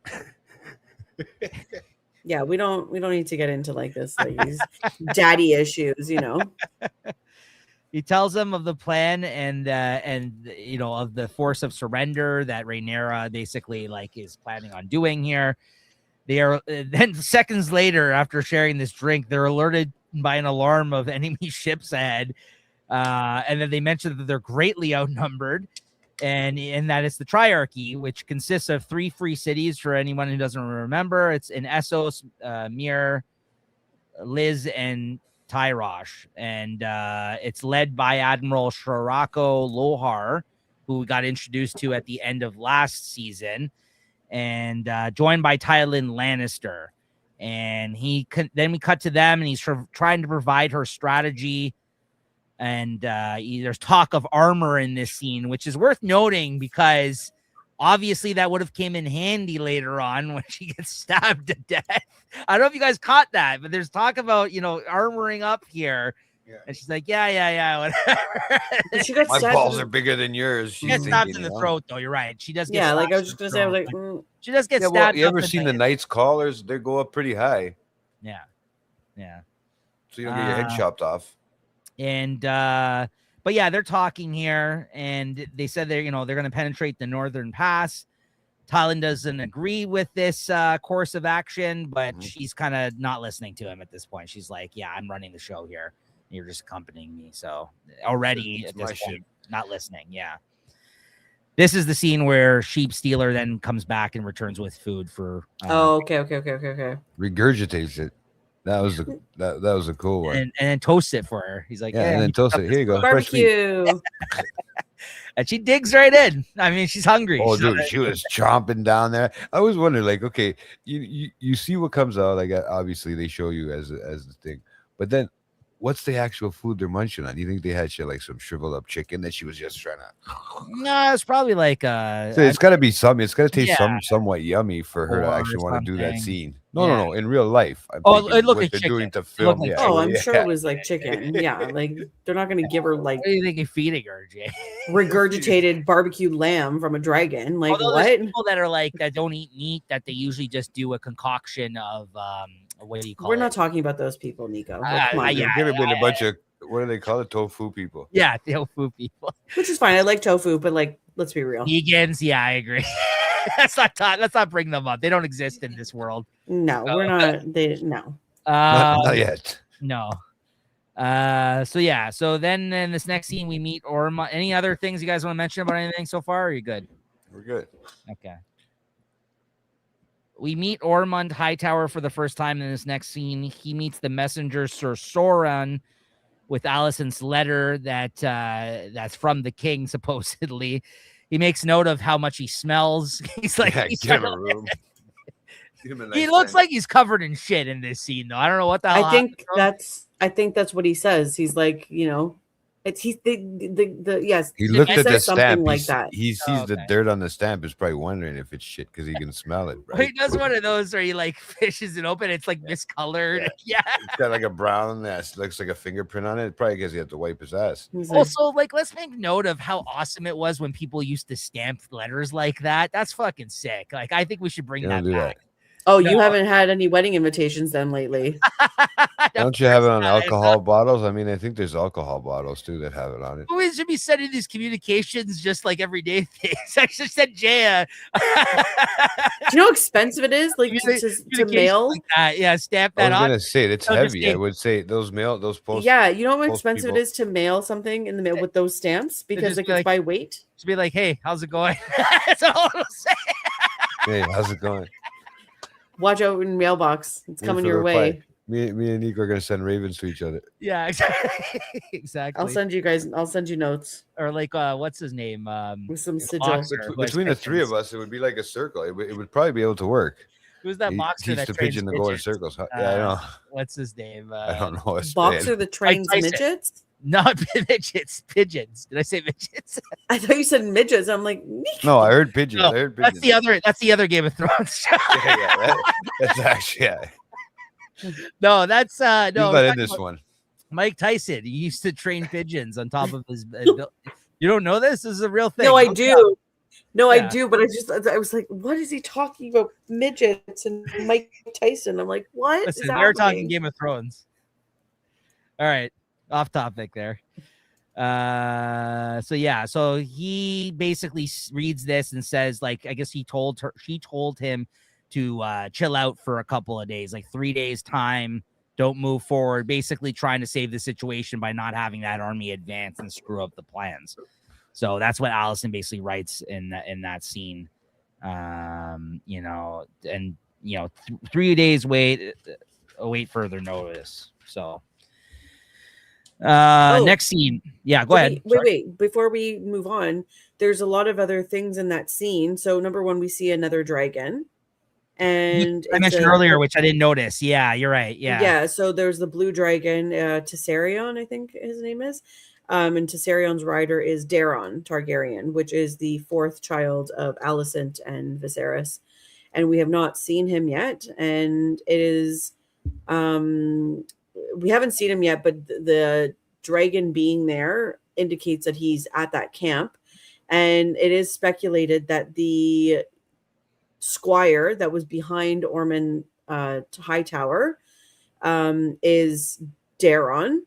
He didn't call him by name. He isn't whatever, but he has the same hair color. On Wiki of Westeros, it actually has that actor listed and it says uncredited right now. Like it basically says like, so this is they I think did give him a name. I don't think it was him though, but they basically alluded to, they think like this is who this character is. Yeah. People are speculating that it is Daeron because he has the same hair color as Alicent.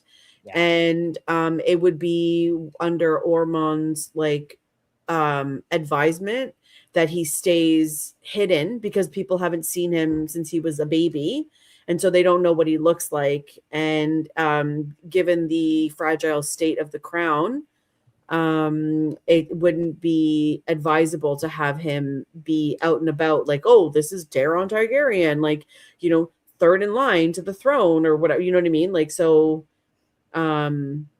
it's kind of nobody's setting it, but I have a feeling that actor will be or that character is that person. No, you're probably right, because as I mentioned at least on the notes on the Wiki of Westeros, they had him listed and they had talk about the dragon in this episode, so that probably is the case. Yeah. I mean, they've done that a lot where they show somebody and we don't really get introduced to them properly and then they'll pop up again, right? So you're probably right.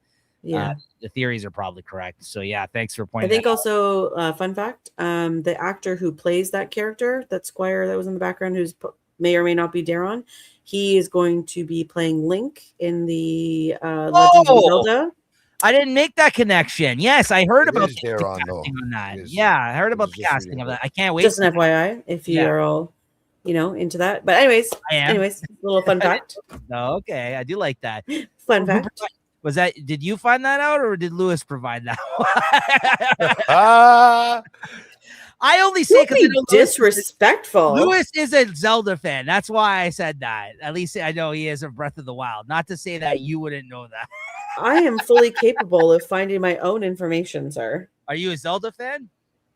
Sure. See, now Sure, that's yeah. why I said I've it. been walking around saying like Ocarina versus Ocarina, and I just found out it's Ocarina today, and I'm just like, what? Right. I thought it was Ocarina, and he's Right. like, no, it's Ocarina, and I'm like, that's weird. Why is it not an A, and then why is it an O? And Yeah, coming to Switch 2 soon, which I have to get the system now because they're bringing that back out.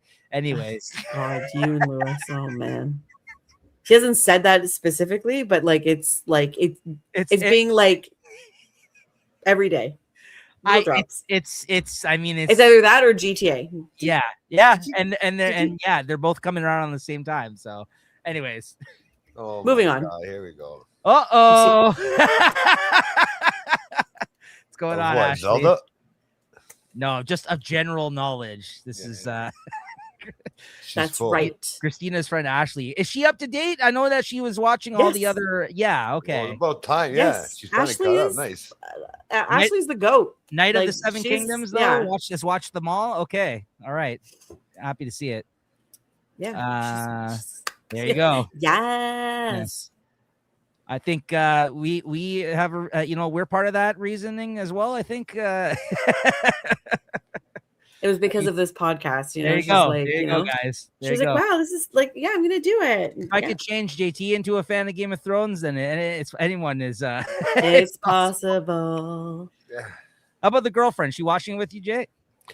She watched. You know what's funny? She did watch the Night of the Seven Kingdoms, the whole one with me, but she hasn't started. Oh, I didn't get to watch this with her this week, right? Okay. So, yeah, right. But You got to dragons. Everyone's no, favorite. I know, but I'm trying to get her because this is three seasons in already. Now this is the start. Like Yeah, she's so got. we lost. Easy. Yeah. It's Yeah. hard, man. Like I even it's I did it a easy. weird, but I did it a weird way, man. Like, Yeah.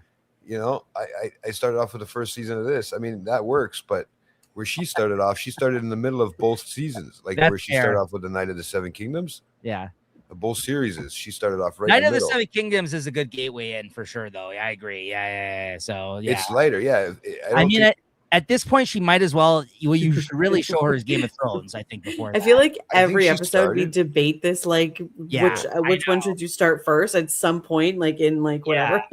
Yeah, I know it's true. It's true. But yeah, thank you, Ashley. Thanks for checking out the show. Yeah, for sure. We know it's mostly for Christina. She is the most knowledgeable out of all of us when it comes to this show. Thank you. That's why we have her on here. That's why we had to make her the third chair. So I think in that household has probably watched it a million times by now. Episode. Oh, in for my house, episode. 100%. Yeah. I mean, yeah, I've watched it about 99 times, and like everyone else is at your least once. family members. Yeah, exactly. okay, so Alicent is back at this next scene. She's speaking to Aemon. Oh, this is our favorite scene, guys. She's speaking to Aemon, says it's her fault that this all happened. So clearly in this scene, I want to preface this by saying she's trying to give in to like kissing his ass here, so he'll fuck off somewhere. Like this is clearly what the objective was of this scene, but this goes a completely different direction. So she says just straight out, like, listen, you should have been king. She's really sucking up to him. This is awful. This is all my fault that this happened. I made a mistake. Listen, you need to go to Harrenhal. I need you to go there because you're no longer safe here. That's a stronghold. I need you over there. I need you to be safe. And she's like, listen, I get it. It's if you're afraid, he's like, I'm not afraid. And then he's just like, okay, yeah, you're not afraid. Listen, I take that back. Of course you're not afraid. You're brave, blah, blah, blah. But listen, this is the smart move. You need to go away. I can't lose another. Like, you need to leave, please. Like, just get out of here, right? Try to get all our ducks in a row for this whole plan of hers, right?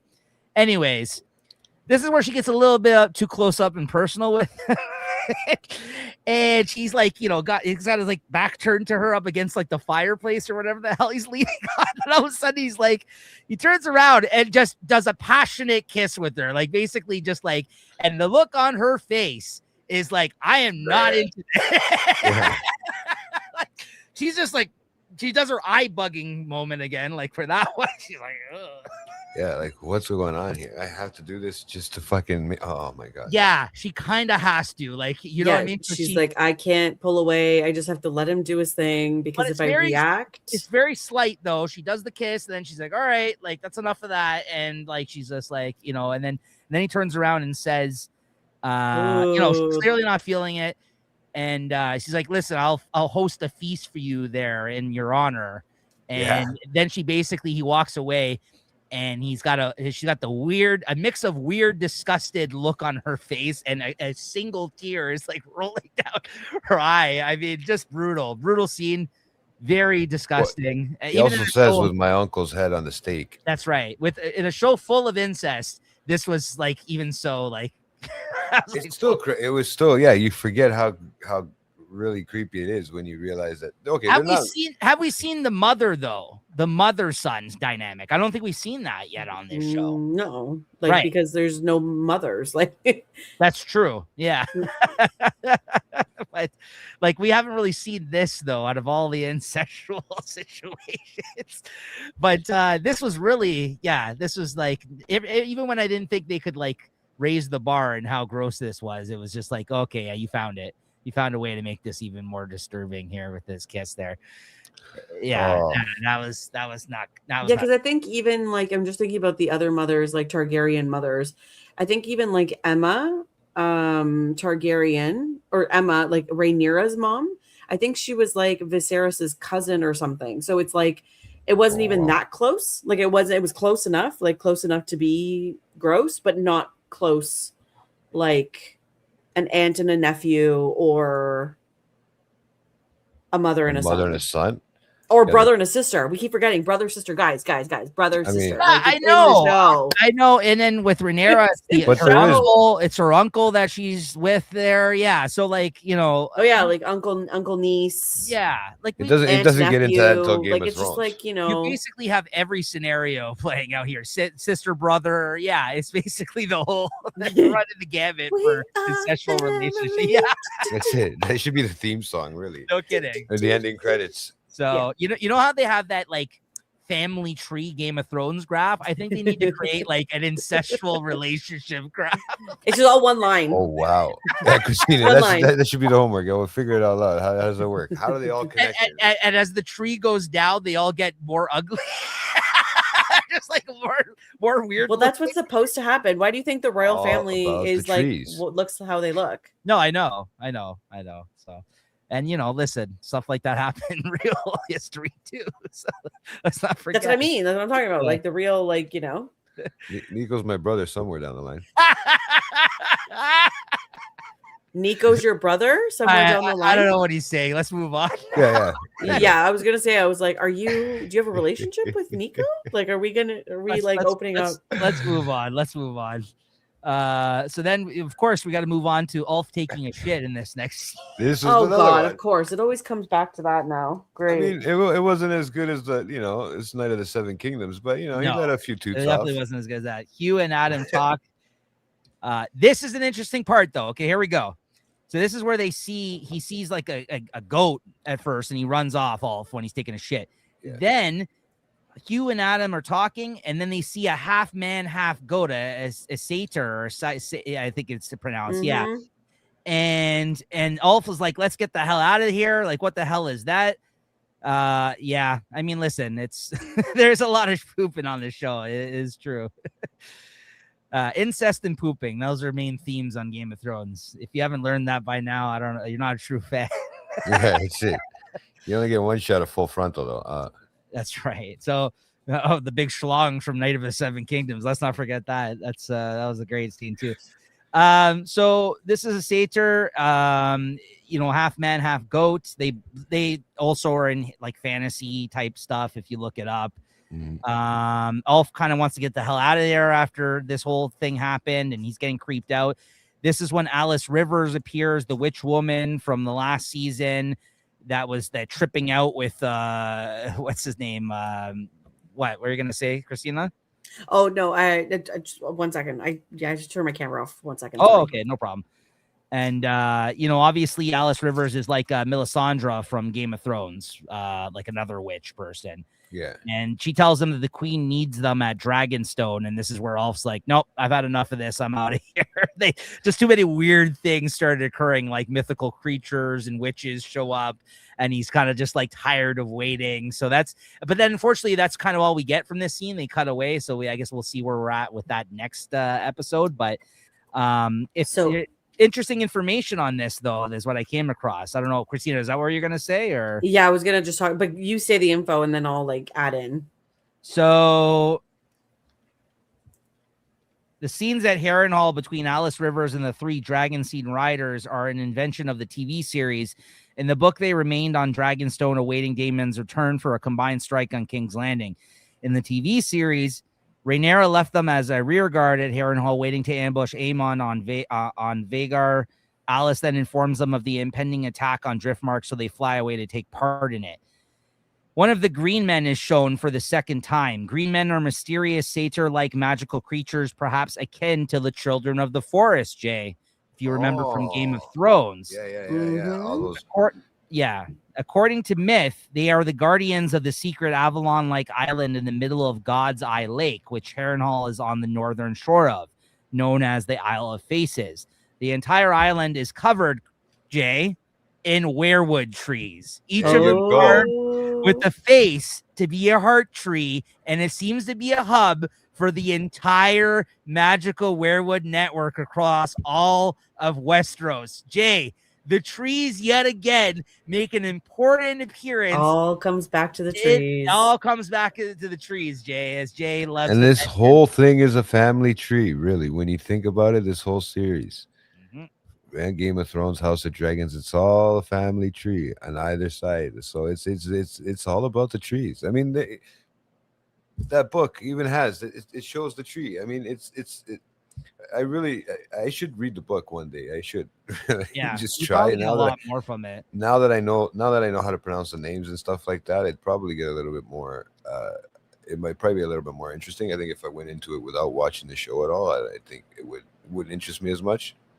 Yo, for sure. I get what you're saying. And then speaking about the book, Ulf explains that one day he encountered a red priest from Essos who claimed he was a Targaryen bastard, and because there is power in King's blood, paid him to do things, which he's upset to talk about further, comparable to how the red priest Melisandre sampled Gendry's royal blood in Game of Thrones, using leeches in order to cast spells with it. In the books, Melisandre and others repeat. Look at this guy.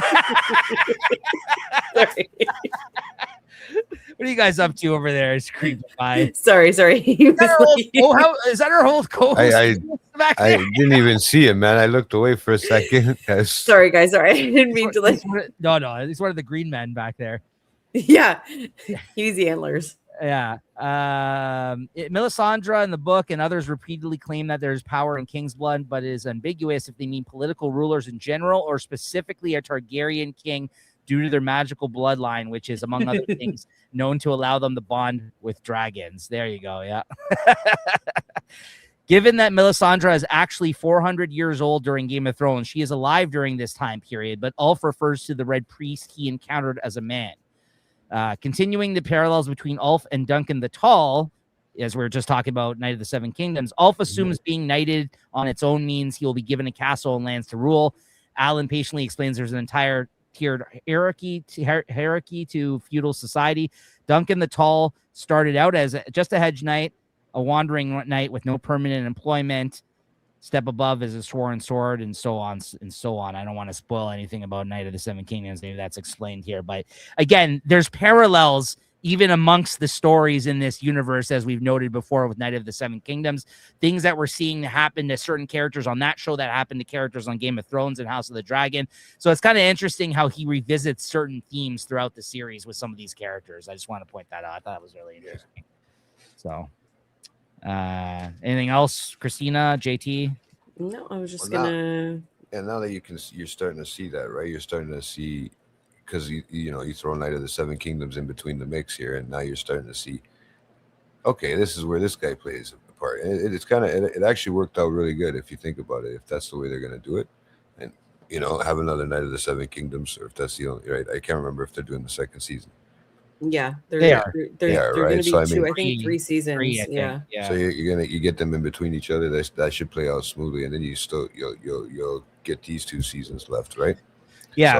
So between the Green Men and the Melisandre the witch, or not Melisandre, Alice Rivers, the other witch woman showing up here, we have things that have been referenced in Game of Thrones in this scene. Two supernatural aspects of that series, like magic aspects that we've seen in this one scene. Baela Targaryen tells Rhaenyra of war in the gullet in this next scene. She seems surprised. Jacaerys tells her that they've sprung their trap. He tells her that the night of he then tells the knight Sir Laurent, the Kingsguard there, to watch over the door that she runs into, and he basically locks and basically tells him to stand guard, and it's for her protection. And this is where he takes it upon himself that he's going to go and throw himself into this battle. Jacaerys then sees what's her name, Baela on his way out. He says, she tells him not to go. He's like, they've killed my brother. I have to. I can't let them win again. Let's take a win here for our team. And basically tells Baela to come with them, and they both take off. And that's what happens in this scene. Anything about this scene you wanted to mention? He locks his mom. He I mean, they were talking about treason, right? Yeah, and she's talking about treason, but Rhaenyra's like, I gotta go, and now there's really no reason why she shouldn't go, and so he does the only thing. So while she's and he says something like, you can't go, you're the crown, and then she says something to him well, if I die, you'll finally be king, or something like that, you'll finally take your place as king, and then she slams the door in his face, and and then imagine that being the last words. I know, the last words you say to your son. Or she's coming back with a fucking vengeance, man. I can't. Sorry. And then he locks her in, which is diabolical. You lock your mother and the queen in her room, and it's and he makes this decision, and oh my god, it's just one bad decision after another. But look where it took him. Honestly. I know. I know it was all good intentions, but what is it? The road to hell is paved with good intentions. Yeah. Is that what the saying is, or whatever? I can't remember. Were her sons also foreshadowed that they would all die in this series? I can't recall. There's so many of these foreshadows of Knight of the Seven Kingdoms, Game of Thrones, where they say that someone's family, when it came to, you know what I mean? How in both Knight of the Seven Kingdoms and Game of Thrones that happened. Did that happen in this series or no? I can't recall right now. Because how there's always some woman that say all your kids are gonna get killed. It happened to Cersei. It happened in Knight of the Seven Kingdoms with that situation with Dunk. I don't think I remember it in this series. About Egg in that series. It scares Egg where she's like, yeah, you're gonna die. Yeah, I don't know. It's there's a lot because we don't really have a lot of that magical. I just think one like we did in the other two. Her kids are dropping left and right, though. I mean, that's just it's so messed up that Game of Thrones, they always take out the kids first. It seems like it's the easiest ones, bro. You start off with the easiest ones. They're not playing the game. Women and children, they say save the women and children. No, they save them. They want to save them because that's the easiest way to get to them. Yeah, they're playing the game. They're just not playing it well. Clearly, no, they're playing it backwards. It's okay. Yeah, man. It's the way to win. I'm trying to think. I'm I don't. Oh God, I can't remember. I don't think that there was any prophecy like that. I think she just has shitty luck. Yeah, I think you're right. I think I'm thinking of Game of Thrones and Knight of the Seven Kingdoms. I think because those are more. They had more of the magicalness to it, like the like Melisandre and yeah. Well, there's witch in this too. Yeah, I know. We just seen it, but we don't know if we don't know how much more we're going to see of it, right? Yeah. Yeah. Well, yeah, I mean, she's all over in hair and all, right? So now we cut to the war on the sea in this scene. This is the big battle here. Flame arrows are being shot with crossbows, archers from boat to boat. it's referenced that Corlys is told that Lohar is there, and they call her Bitch Fist. Did you hear that? Did you guys see? Yeah, that's an awesome name, Bitch Fist. well, I did hear that, and I wasn't sure if it was like the name of a boat or something. No, I looked at. Well, maybe it's the name of her boat. I don't know. Actually, that's a good point. Maybe it is the name of her boat. I looked it up though. I just wanted to see the close with the captions. I'm like, yeah, that's what they said. I'm like, did I hear that correctly? Bitch Fist. So then, No, yeah, because she's the what the captain of that ship, right? yeah, she's like the pirate of that ship, essentially, right? Yeah. So Corlys, he's alerted to the fact that Lohar is on one of the ships. The savage battle ensues, people dying all over the place. Lohar mentions that they'll get an equal share of plunder when they take the ship, the legendary sea snake, sorry. And this is where Lannister there, Tylan, is trying to kind of like advise against like, you know, every move she's making. And she's like, do you think I sailed across the sea to win your king's war for you? And she just tells him straight up, like, I'm not going to listen to you, bud. Like, this man has messed with my people for 20 years on that boat. Yeah. I'm taking him down. Like, this is like, you know, vengeance time right here. This is like, you know, this is happening, right? This is, you know, nothing's going to stop me, essentially. So, yeah, so you know she's locked in right there and then.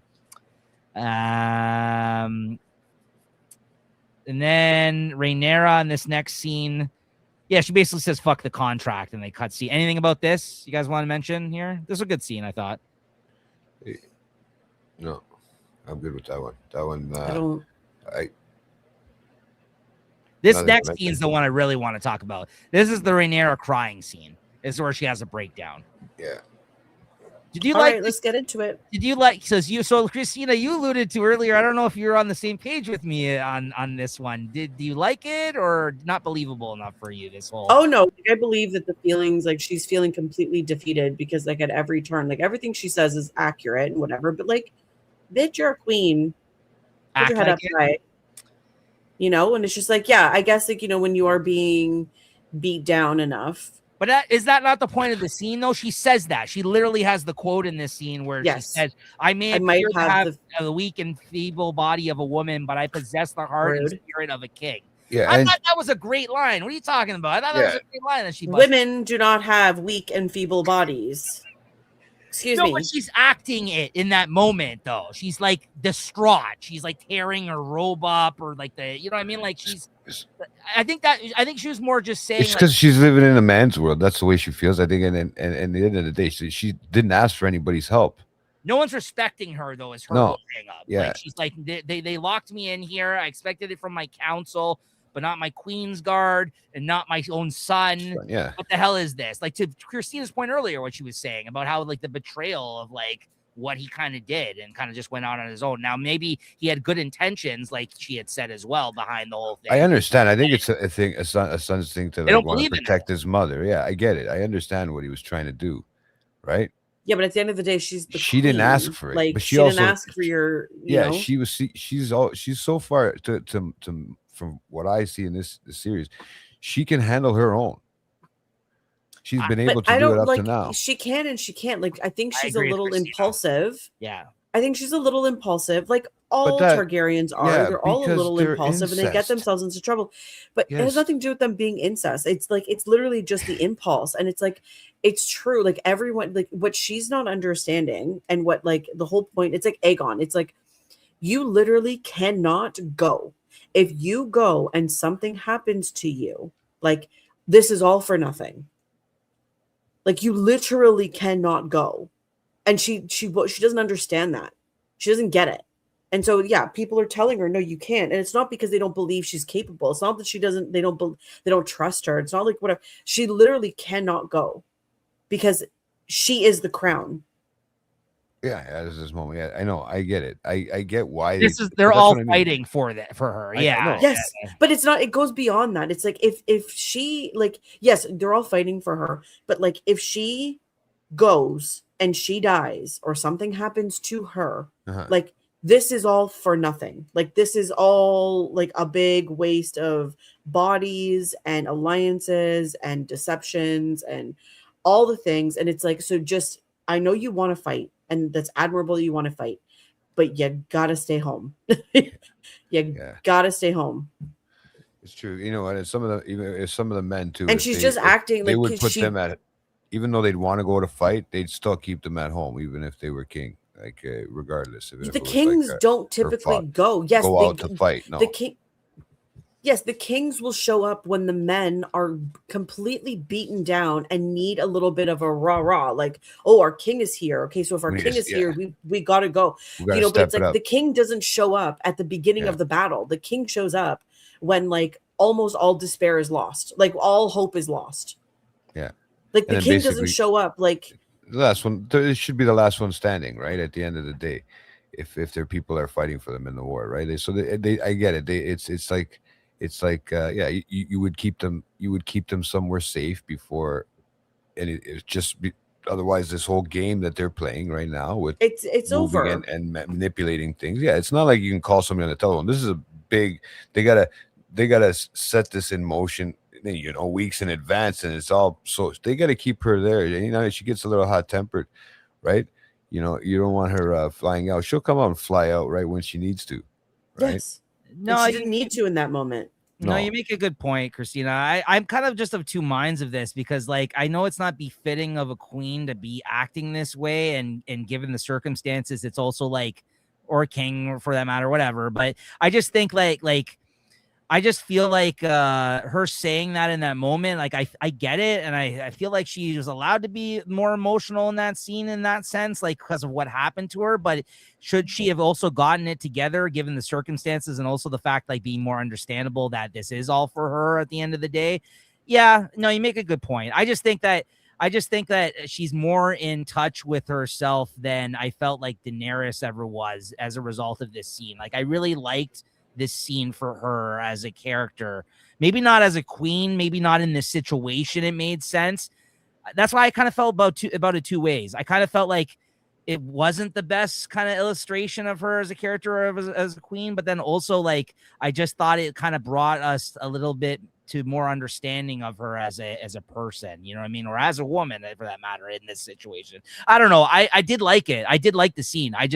But you're right. It wasn't really a good look for her of a woman in her position. If she was strong, she would have not acted out this way, right? I don't know, like it's because it kind of is going against what you were saying, Jay. It is kind of showing us that she's a little like weak, kind of by like acting this way, right? Even though she says that line, right? Like you don't know if she's out there worried that her son is going to do something stupid too. The emotion part can, because I understand. No, I think I understand it from the son's perspective in that sense, right? Like I understand why he would want to protect his mother, regardless if she's the queen or not. Okay. He'd want to protect his mother. But I also understand that when she's there getting locked in, she's thinking of what kind of mistake her son might be making out there. And if something happens to him, she can't be there to defend him. And I that's the way I'm looking at it, why maybe the scene got a little emotional there with her. And where she got a little, you know, I think no, as a woman, yeah, I think it's like when it comes to that clearly, but I'm just saying no, but as a woman, I think it's like you like for centuries, and I mean like obviously not in like this fictional Rhaenyra time, but like as a woman in today's, like we have been told for so long we're not capable, we're not good enough, we're not strong enough, we're not all these things. And it's like, you know, we get tired of hearing that. And at some point, we just want to prove our point. And I think, you know, she's watched, you know, these battles and everyone else around her fight for her. And she wants to prove to everybody that she's worthy of being fought for. And also, she wants to prove to herself that, like, she can do this. If you remember, when she was a child... Yeah, when she was a child, she was also a little bit of a spitfire as well. Like she didn't just sit back, and she wasn't a pretty dainty little girl like Alicent was. She was a little bit more like assertive and a little bit more. Well, maybe I'm forgetting to look at it as a woman's point of view as before she had children, and in that sense, maybe I'm looking at it as maybe a mother's view. I don't know. I'm not a mother either as well, but I'm thinking that scenario might be playing out differently, and maybe that emotion there is I don't because her think- son pulled that move. So what are you saying? This was frustration on her part that she was exhibiting Yes. in the scene? Yeah. Okay. That makes more sense. Yeah. Yeah, I Yeah, don't think that's it had anything to do about like anything. And then I think it's like extra frustrating that like now she's not only like her authority as queen is being overlooked when her Yeah. own Queen's Guard is like keeping I her guess locked in her room. The cry, you yeah, like the she, the there tear is stuff. higher authority but her. So who the hell are these people to think that? But then you even said she should have kept it in check a little bit better, despite all that. She should, but there's a very emotional, like there's a lot happening. Like there's a lot happening, and it's one thing after another. It's not like this was the first battle that she's what this has been a series of events of people Right. telling her, no, you can't go, not yet, not yet, not yet. Like it's been a series of things. It's Yeah. not Throughout like her life? this isn't just the first. Yeah, Yeah, sort of her like- life, but also Instant just in stuff. the last, like, I don't know, Yeah. let's say 3 months. I don't know how long this timeline Yeah. is, but like, this has Yes. just been in the last while. Yeah. Well, in her life, she still had to fight So, for what she was because her it's dad was a frustrating. king, and like she still had to fight because she was the heir, but she was, not the heir at the time. I remember before in the beginning of the series, right? So I mean, Well, really, at the none end of the that day- was contendent. It There was was no- snatched there out was of no her hands. contention. Yeah. Her father was There the was only no person contest. There was Oh, no yeah. contest until like her brother, or she woke up and her brother was being crowned king, and she's like, "What are you talking about? Like, what's happening?" And then Yeah. it was immediately like, whatever. And then you have to think like her husband went behind her back, like everyone around her is like not supporting her decisions, even though her decisions don't make any sense. Like they don't make sense. Yep. Women be crazy. No. yeah, bitches be crazy. I'll say it right there, bro. No, I'm just joking.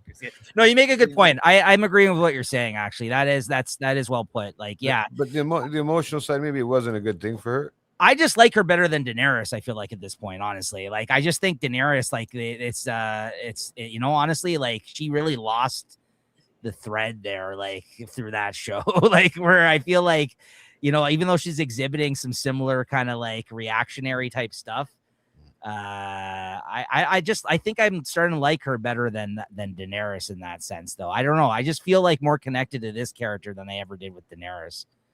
I don't know. I know that's like hard to say. Well, Because we when haven't she really had burns enough down time. King's Landing, I guess we'll have to see how you feel about that. Well, let's not fucking tell. I didn't read it. I don't know anything. Oh, I don't know. I don't know. I'm just saying. I'm just making an assumption. I have no idea how this ends. Like I've been trying to stay away from all the spoilers. I'm not like I have no idea. At this point in time, I'm saying I like her. Okay. That could All right. change. That could change. This is Just Game like of this Thrones. whole it is Game of Thrones. So. All right. So moving on. Next up, we got no. Well said though. Well said. Corlys battles on. Jacaerys and Bela swoop down on dragons, helping them during the battle. Says to set a course through the Dragonstone Pass. Tide is nearly out. They'll run aground, is what his son says to him. Is it Alan? This one, Alan, yeah. Alan, yeah. Lohar only wants Corlys. He knows this. He knows that they'll follow, and without her, they'll be powerless, and they can easily take her out with the dragons. Then at that point, they'll be easy prey for them. This is when Lohar harpoons Jacaerys' dragon Vermax while he's in the air. This was very sad to see him get pierced by that. Yeah. And then he continues to get dragged down underneath the water because there's a huge weight attached to it. And he starts to go down. Bela shoots across the air, cutting the rope that it's connected with Moon Dancer, her dragon. Mm-hmm. Corlys then Very tries cool. Corlys then tries to direct crewsmen how to steer through the pass.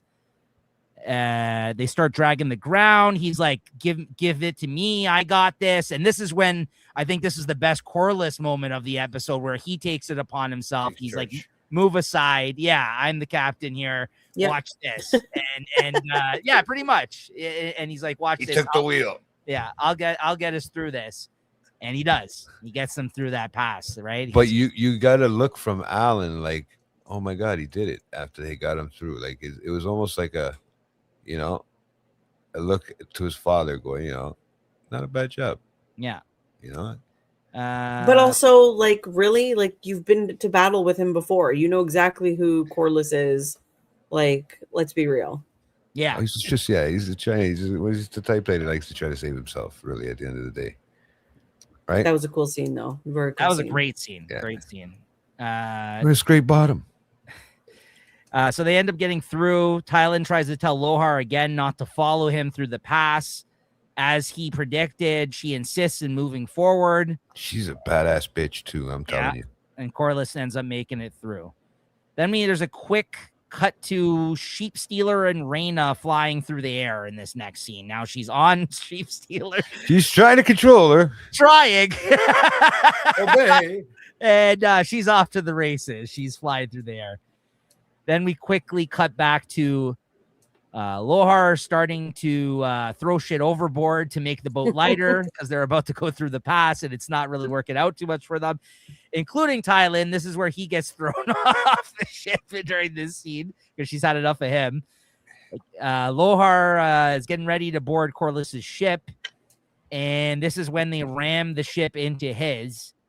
And the survivors end up battling it out amongst all this shipwreckage after that, which, again, I know this seems like we're flying through this, but this is because this is a lot of action sequences back to back here. So, like, to actually describe what is going on here. It's like, oh God, there's so much. It's like back and forth, back and forth, back and forth. It's like, So all this stuff is like the last 20 minutes of the episode, really, this whole battle sequence here, right? So I just want to make that clear.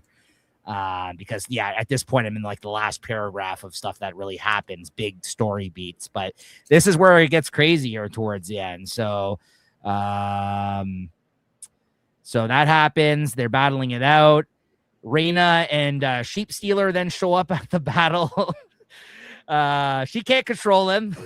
He ends up attacking her own people. He did how he did break tagging, he breaks free the tagging. Yeah. And not only that, then he starts attacking her sister on her dragon, Jacaerys on his dragon. They're all because he's not evading, because he's not listening. He doesn't know how to evade. He's never been trained. He's wild. He's a wild fucking dragon. Oh my God. I saw something online. Guys, I saw something online. It was like, Rhaena girl. Like, you brought the group home equivalent of a dragon, like a group home child equivalent of a dragon to meet the family. Like, not cool. Oh my God, I died. I'm like, group home dragon. I'm like, oh my God, yeah, that one that gets moved from house to house. Yeah, I mean, what a mess. What a mess. And she's just sitting like, listen to me. She's like smashing him, like, no, like, Sheep Stealer, no, serve. That's my sister. And Sheep Stealer's like, don't make fun of my underbite.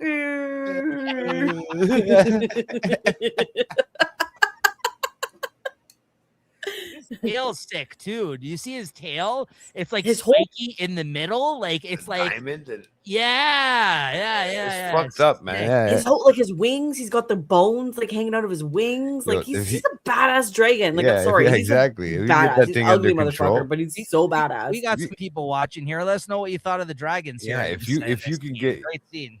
Yeah, if you can get that one trained, that one would be an interesting one to have, eh? My underbite. Yeah, he's disgruntled, this guy. He's not feeling it. All that stuff's going on. He ends up, not the enemy. He's attacking his own people. He's just attacking whatever's on the ground, bro. He's just blowing fire having everywhere. A good time. Yeah. Corlys gets back up. Playtime. Corlys then gets back up from the ground. I guess he got knocked out during the fight, and he continues the fight. Alan drops into the water and gets kind of tied up in the ropes there for a second when all this shit's going on. Sheep Stealer continues to not listen and be a bastard. Starts to attack the other dragons, doesn't know how to evade. Corlys fights Lohar a bit, and they trade swords. Jacaerys goes to attack the rider, thinking that like it's an opposing dragon of some sort, and then last minute notice that it's Reyna on its back and basically has to like swoop out of the way, evade him very last minute there, because he doesn't realize that Reyna's actually on the back of that thing. But I mean, let's be honest. I mean, obviously we're leading up to this scene here. This is the reason why he gets killed. Reyna is responsible for his death. Right? He is. Like, I was shocked by that. Like, I assumed he was going to die, but I didn't think he was going to die in this moment. There's so many of these moments where, I mean, literally, if you think about this was supposed to be episode 9 originally of the last season, that would have meant that both of those kids would have got killed last season if that's the way it worked out, right? No, I think Luke died at the end of season 1. Right. That's right. That was the end of season 1. Yeah, my mistake. Yeah. So, but even so, to have them both die in like dragon like incidents like this, like maybe these kids shouldn't be out there riding the dragons to like a license. But maybe you got to be this old to like ride. But okay, to that point, this high to get But to that point, I've also seen online that it's actually kind of poetic that both of Rhaenyra's sons like die as dragon riders, but they're returned to the sea like Valerians, like what they're like their last name, they're Valerians. Oh, yeah. Right. So it's like they die on dragons, like dragon riders, like Targaryens, but they get returned to the sea like Valerians. Okay, I didn't realize that. That's cool. Yeah, it's kind of poetic. Yeah, okay, I like that. Anyways, but he didn't go out like a G. Like her aunt, she went out like a G last season. Like the way that she went out, like on the dragon. Oh, Meleys? Yeah. Sickest character so far in House of the Dragon. Like that, she was sick. She's like, Rhaenys and Meleys, yes. Yeah. She was sick. Like when she went out last season, like that was the drag. That's you were gonna get taken out by dragons. That was the way to go out. This was kind of like pathetic at the end. Like he gets dragged down. But so first of all, he gets shot by another harpoon when he's flying around with him. Then he gets dragged down to the water. I felt really bad for the dragon. First of all, like I felt bad for Virmax there. That was sad. Yeah. He's drowning. The fucking dragon drowns. Okay. He doesn't just die of the piercing of that. He drowns. Yeah. Then he pops back up and he gets shot by like 4 arrows from the boat. And then he goes under. It's just like, yeah, but he serves face. He's just sitting out there like a sitting duck, like bobbing around. And then all of a sudden he just gets hit with one, and you're like, oh no, he got hit with 1 arrow. And then it's like, I couldn't believe that. Yeah, I was like, okay, he got unhooked from the dragon. I couldn't believe that. Yeah, and then to get nailed by swimming. What are you doing? Yeah. Get under the water.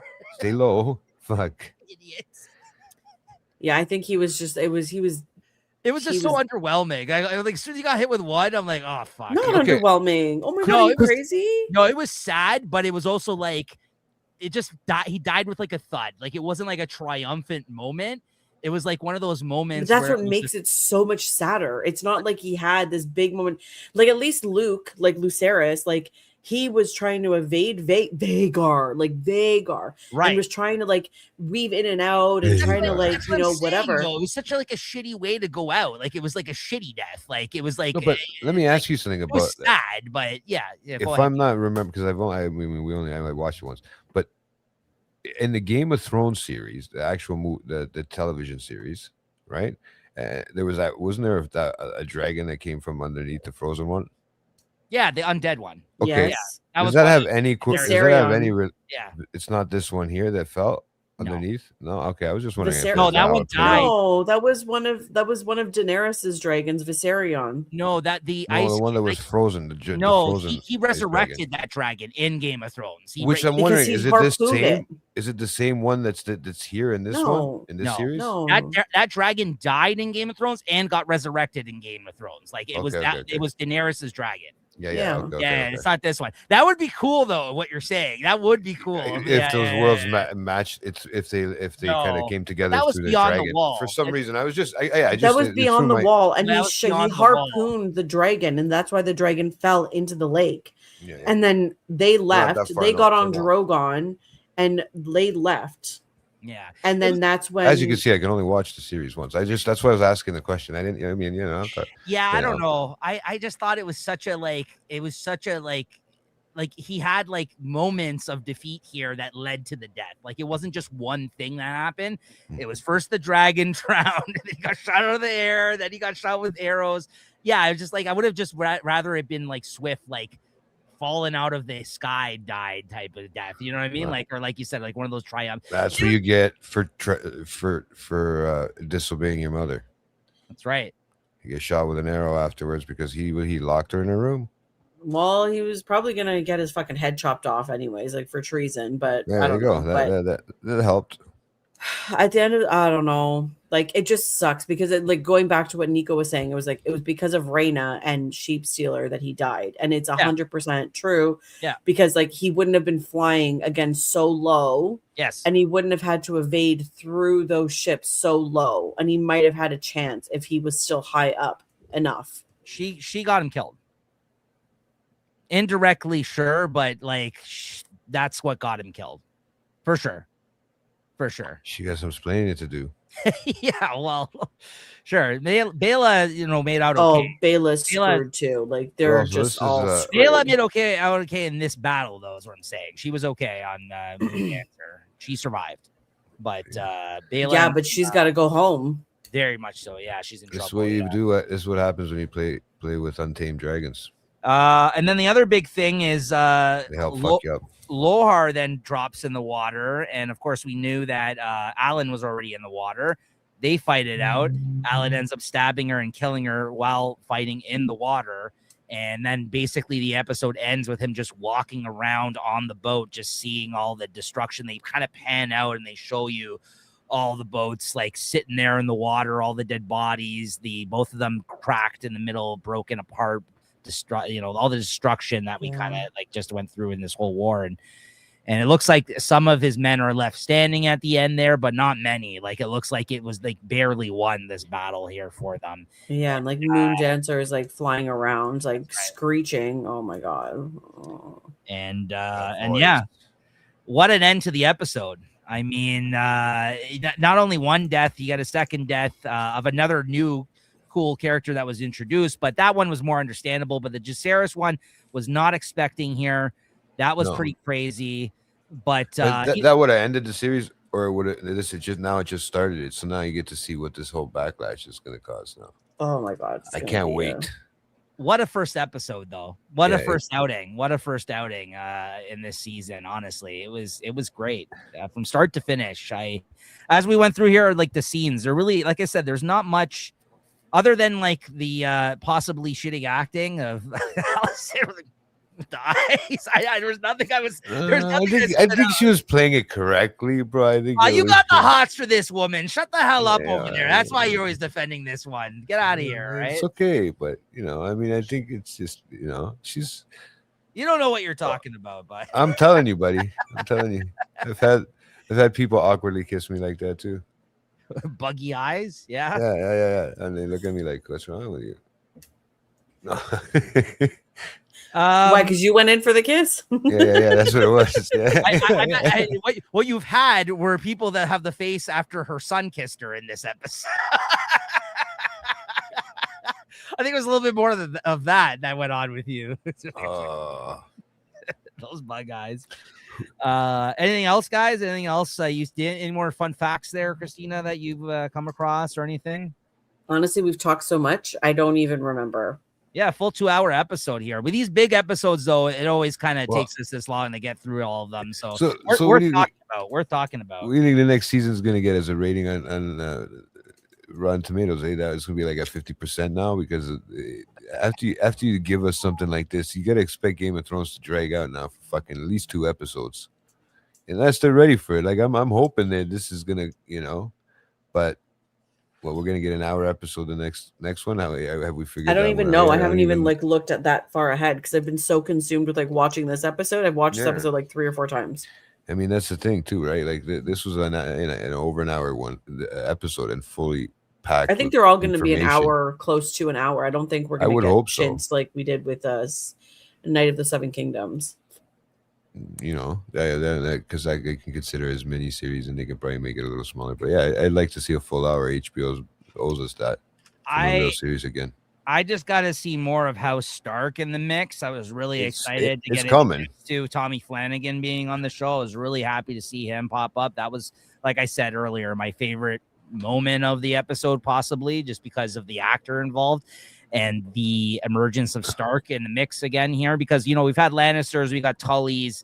You needed the Starks to show up. You're going to have to see the North. Yeah, sooner or later. Well, they're there now. That guy's representing the North. That's what he's doing there. So that's. I mean, you know, I think that it's in a comfortable, like we're at a point of the series where it's a comfortability that comes with it because there is tried and true like familiarities of characters and like themes and stuff happening that harkens back to Game of Thrones, like where I'm like, oh, okay, yeah, like this reminds me of that, or this character's like that, or this guy's part of this house. Like we're finally expanding the story past just the Targaryen family stuff. So I'm really on board for that. I know ultimately they're going to play a very small part in comparison to all the Targaryen stuff because that is this civil war, right? I get that, but right. I just like the fact that this year we've had 2 series now. And they're really just expanding the world with each entry into this this thing with the Westeros. Like I'm really excited to see more of it, and it's great. I'm so glad we're back. We're back, guys. We're back here. Episode 100 of Watching the Throne. And thank you for everybody that's been watching these. Make sure to go back and watch any of our episodes. I see that they get views all the time. I think people are still coming across and experiencing this show for the first time.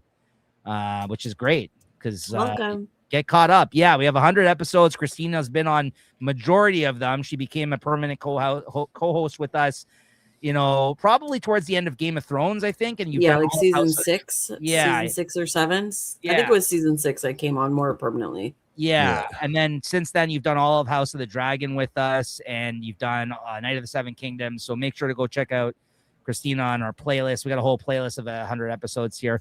And JT, if you want to see some great classic reactions from the early days of JT watching Game of Thrones and really worried about getting spoiled at every turn. I had to really tread lightly with that series, man, with everybody. You know, I got family members, you had friends. Everybody. Yeah.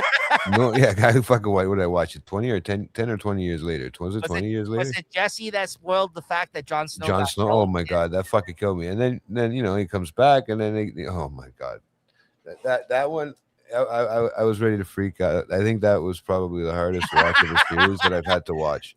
But that was what was so great about it is because so nervous I knew that he was going to come back, but you got so psyched out because he said that he died, knowing that he was going to come back. That's why. So I was just waiting for Win. Yeah, I was just waiting for Win. Right now that he had it spoiled it for me. Right, I was thinking to myself, okay, so I really had to stay away from anybody. If I didn't even.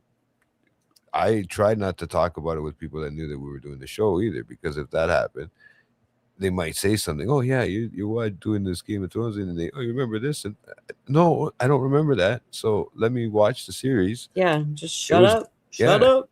Yeah, but at that point, I already had watched the first season. I think it was of House of Dragons. No, let's get a death pool going here. Who do we think is going to die next on the show? Yeah. Let's get a guess from everybody to close out the show here. Out of all the characters in the show, did Corlys even come back up or no? He's done. Not yet. No, we don't. He's TBD. We don't know if he's dead. Yeah, we don't even know. Oh, I guess that's true. Yeah. Okay, so you could say him if you'd like. Yeah, that's what I was thinking. I was going to say because do we know if he's alive? Because we know that thing got stabbed in the neck, but I don't think it's Corlys. I'm going to say Aemon's next. Aemon, interesting.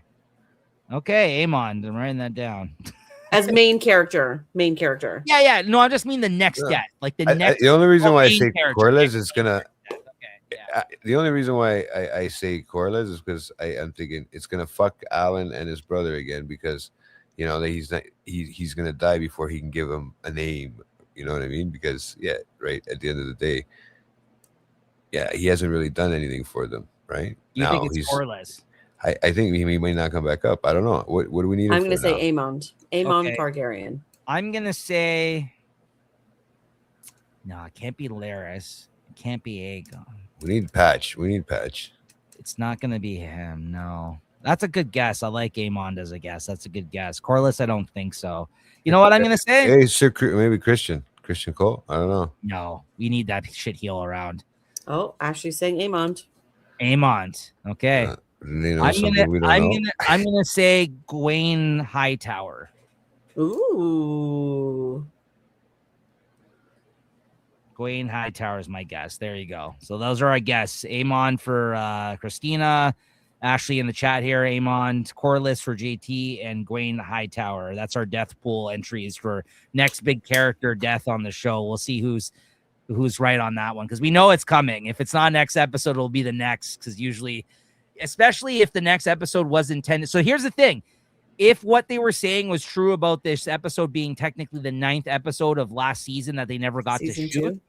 Sorry, if last season, yeah. Oh, yeah. That means that next episode technically would have been the finale unless they change things. I'm sure they've added things, or like they've added made things, it not. That could mean that it's going to end. The next episode could be some pretty crazy stuff that goes down too. I mean, I think they're going to have their foot on the gas the whole season. I think Christina was right when she said that. I think that there's a possibility it's going to be like this the whole season in terms of like the action. I think it's going to be Amon. Okay. Now, he's confirmed to be going to Harrenhal. Well, that's where he's headed right now. Right. That's what he said to his mom after he kissed her, right? Yes. Okay. I think they killed off Jace because maybe his character became too old. There you go, Jay. And then Amon becomes the Night King. Look, he's glitching out. Wow. Maybe.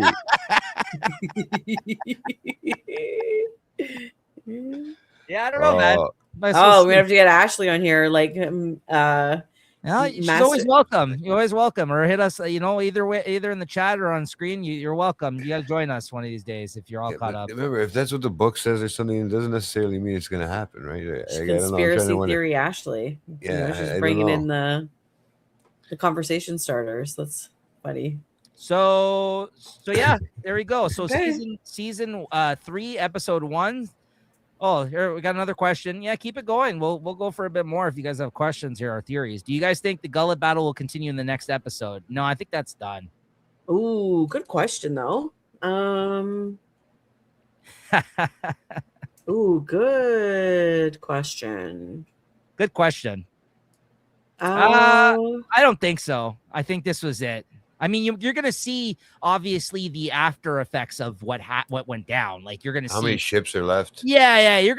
They're not going to be over that. You're going to still see scenes, I think, of them, like, getting up out of the water or getting survivors or whatever from this battle. But I think, like, the actual battle itself, I think, is done. I mean, we got to take to the land now. We can't forget that there's an army of people that have been fooled that are just sitting there right now, like waiting for something to go down, right? So yeah, I think the next battle is going to happen at Harrenhal. Oh, I didn't see the preview, so maybe you're onto something. Wait, there was a preview? I didn't see it. I would literally watch the episode like 3 or 4 times, and I did not see a preview. I was hoping that they were going to have it, but I didn't see a preview. No, neither did I. I don't think so. I mean, Jay said he thinks he is. I don't think Corliss is dead. I don't think Corliss is dead. I'm thinking about it now that if it's the beginning of a new season, maybe not. I don't know. No, I don't think Corliss is dead. But I didn't see Vermithor burning something. Yeah, I didn't see that either. Oh, I mean, yeah. Ooh. Okay. Yeah, he doesn't think Corliss is dead either. Okay, now I'm gonna have to go look for this preview. Like, oh, here we go. Another person here. Daemon was never seen again after the battle above the God's Eye, so he's the Night King or the 3 men. Oh. There you go. Oh God. Okay, here we go. We really got theories coming out of the woodworks here. Or is this fact? I don't know. Huh. Please try to. Hey, no spoilers. We don't know anything that happens from the books. From the books, yeah. Let's try not to. That's theories only. Throw out things out here. Yeah, Tree Man. Yeah. Oh, I'm- JT. My boy, I told you, she's gonna play a part in this series too. Yeah, man. Yeah, it's all about the Coming trees. back. Jay. It's all about the trees. That's it. Damon being the first third-eyed raven would be awesome. Oh, wouldn't that be a twist of fate? Interesting. Ooh, I like all these theories. I'm gonna go like stew on all these things. I'm liking it though. Yeah, let's we always try to end these episodes out with maybe theories of things to come, possibilities. Yeah, so let's hope some of these comes to fruition. Hopefully someone here is right about this. And let's try not to read into things too much. Please try not to do any spoilers from the books. Although, as we do know, they don't always follow everything that's been going on in the books. There's a lot of differences in this one. Yeah. Black Ally, probably. Yeah. I heard. I was Ally. reading, Oh my god, I was reading that up on the notes, but I didn't see that. But he was there in that scene apparently. Yeah, I didn't come across that either.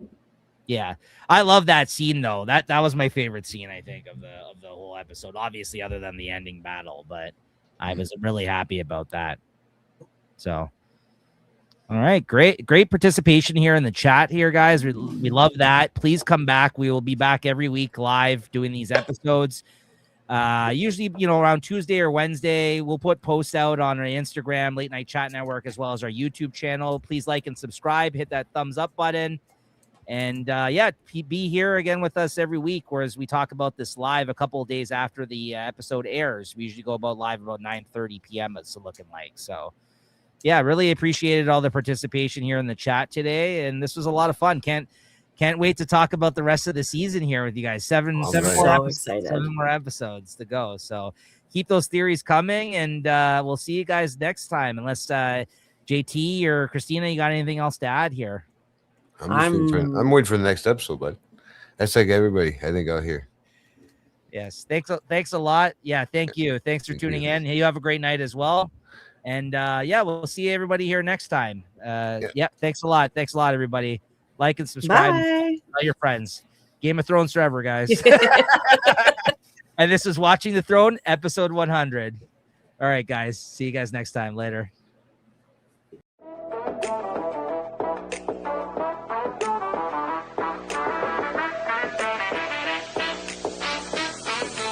Welcome to the show, everybody.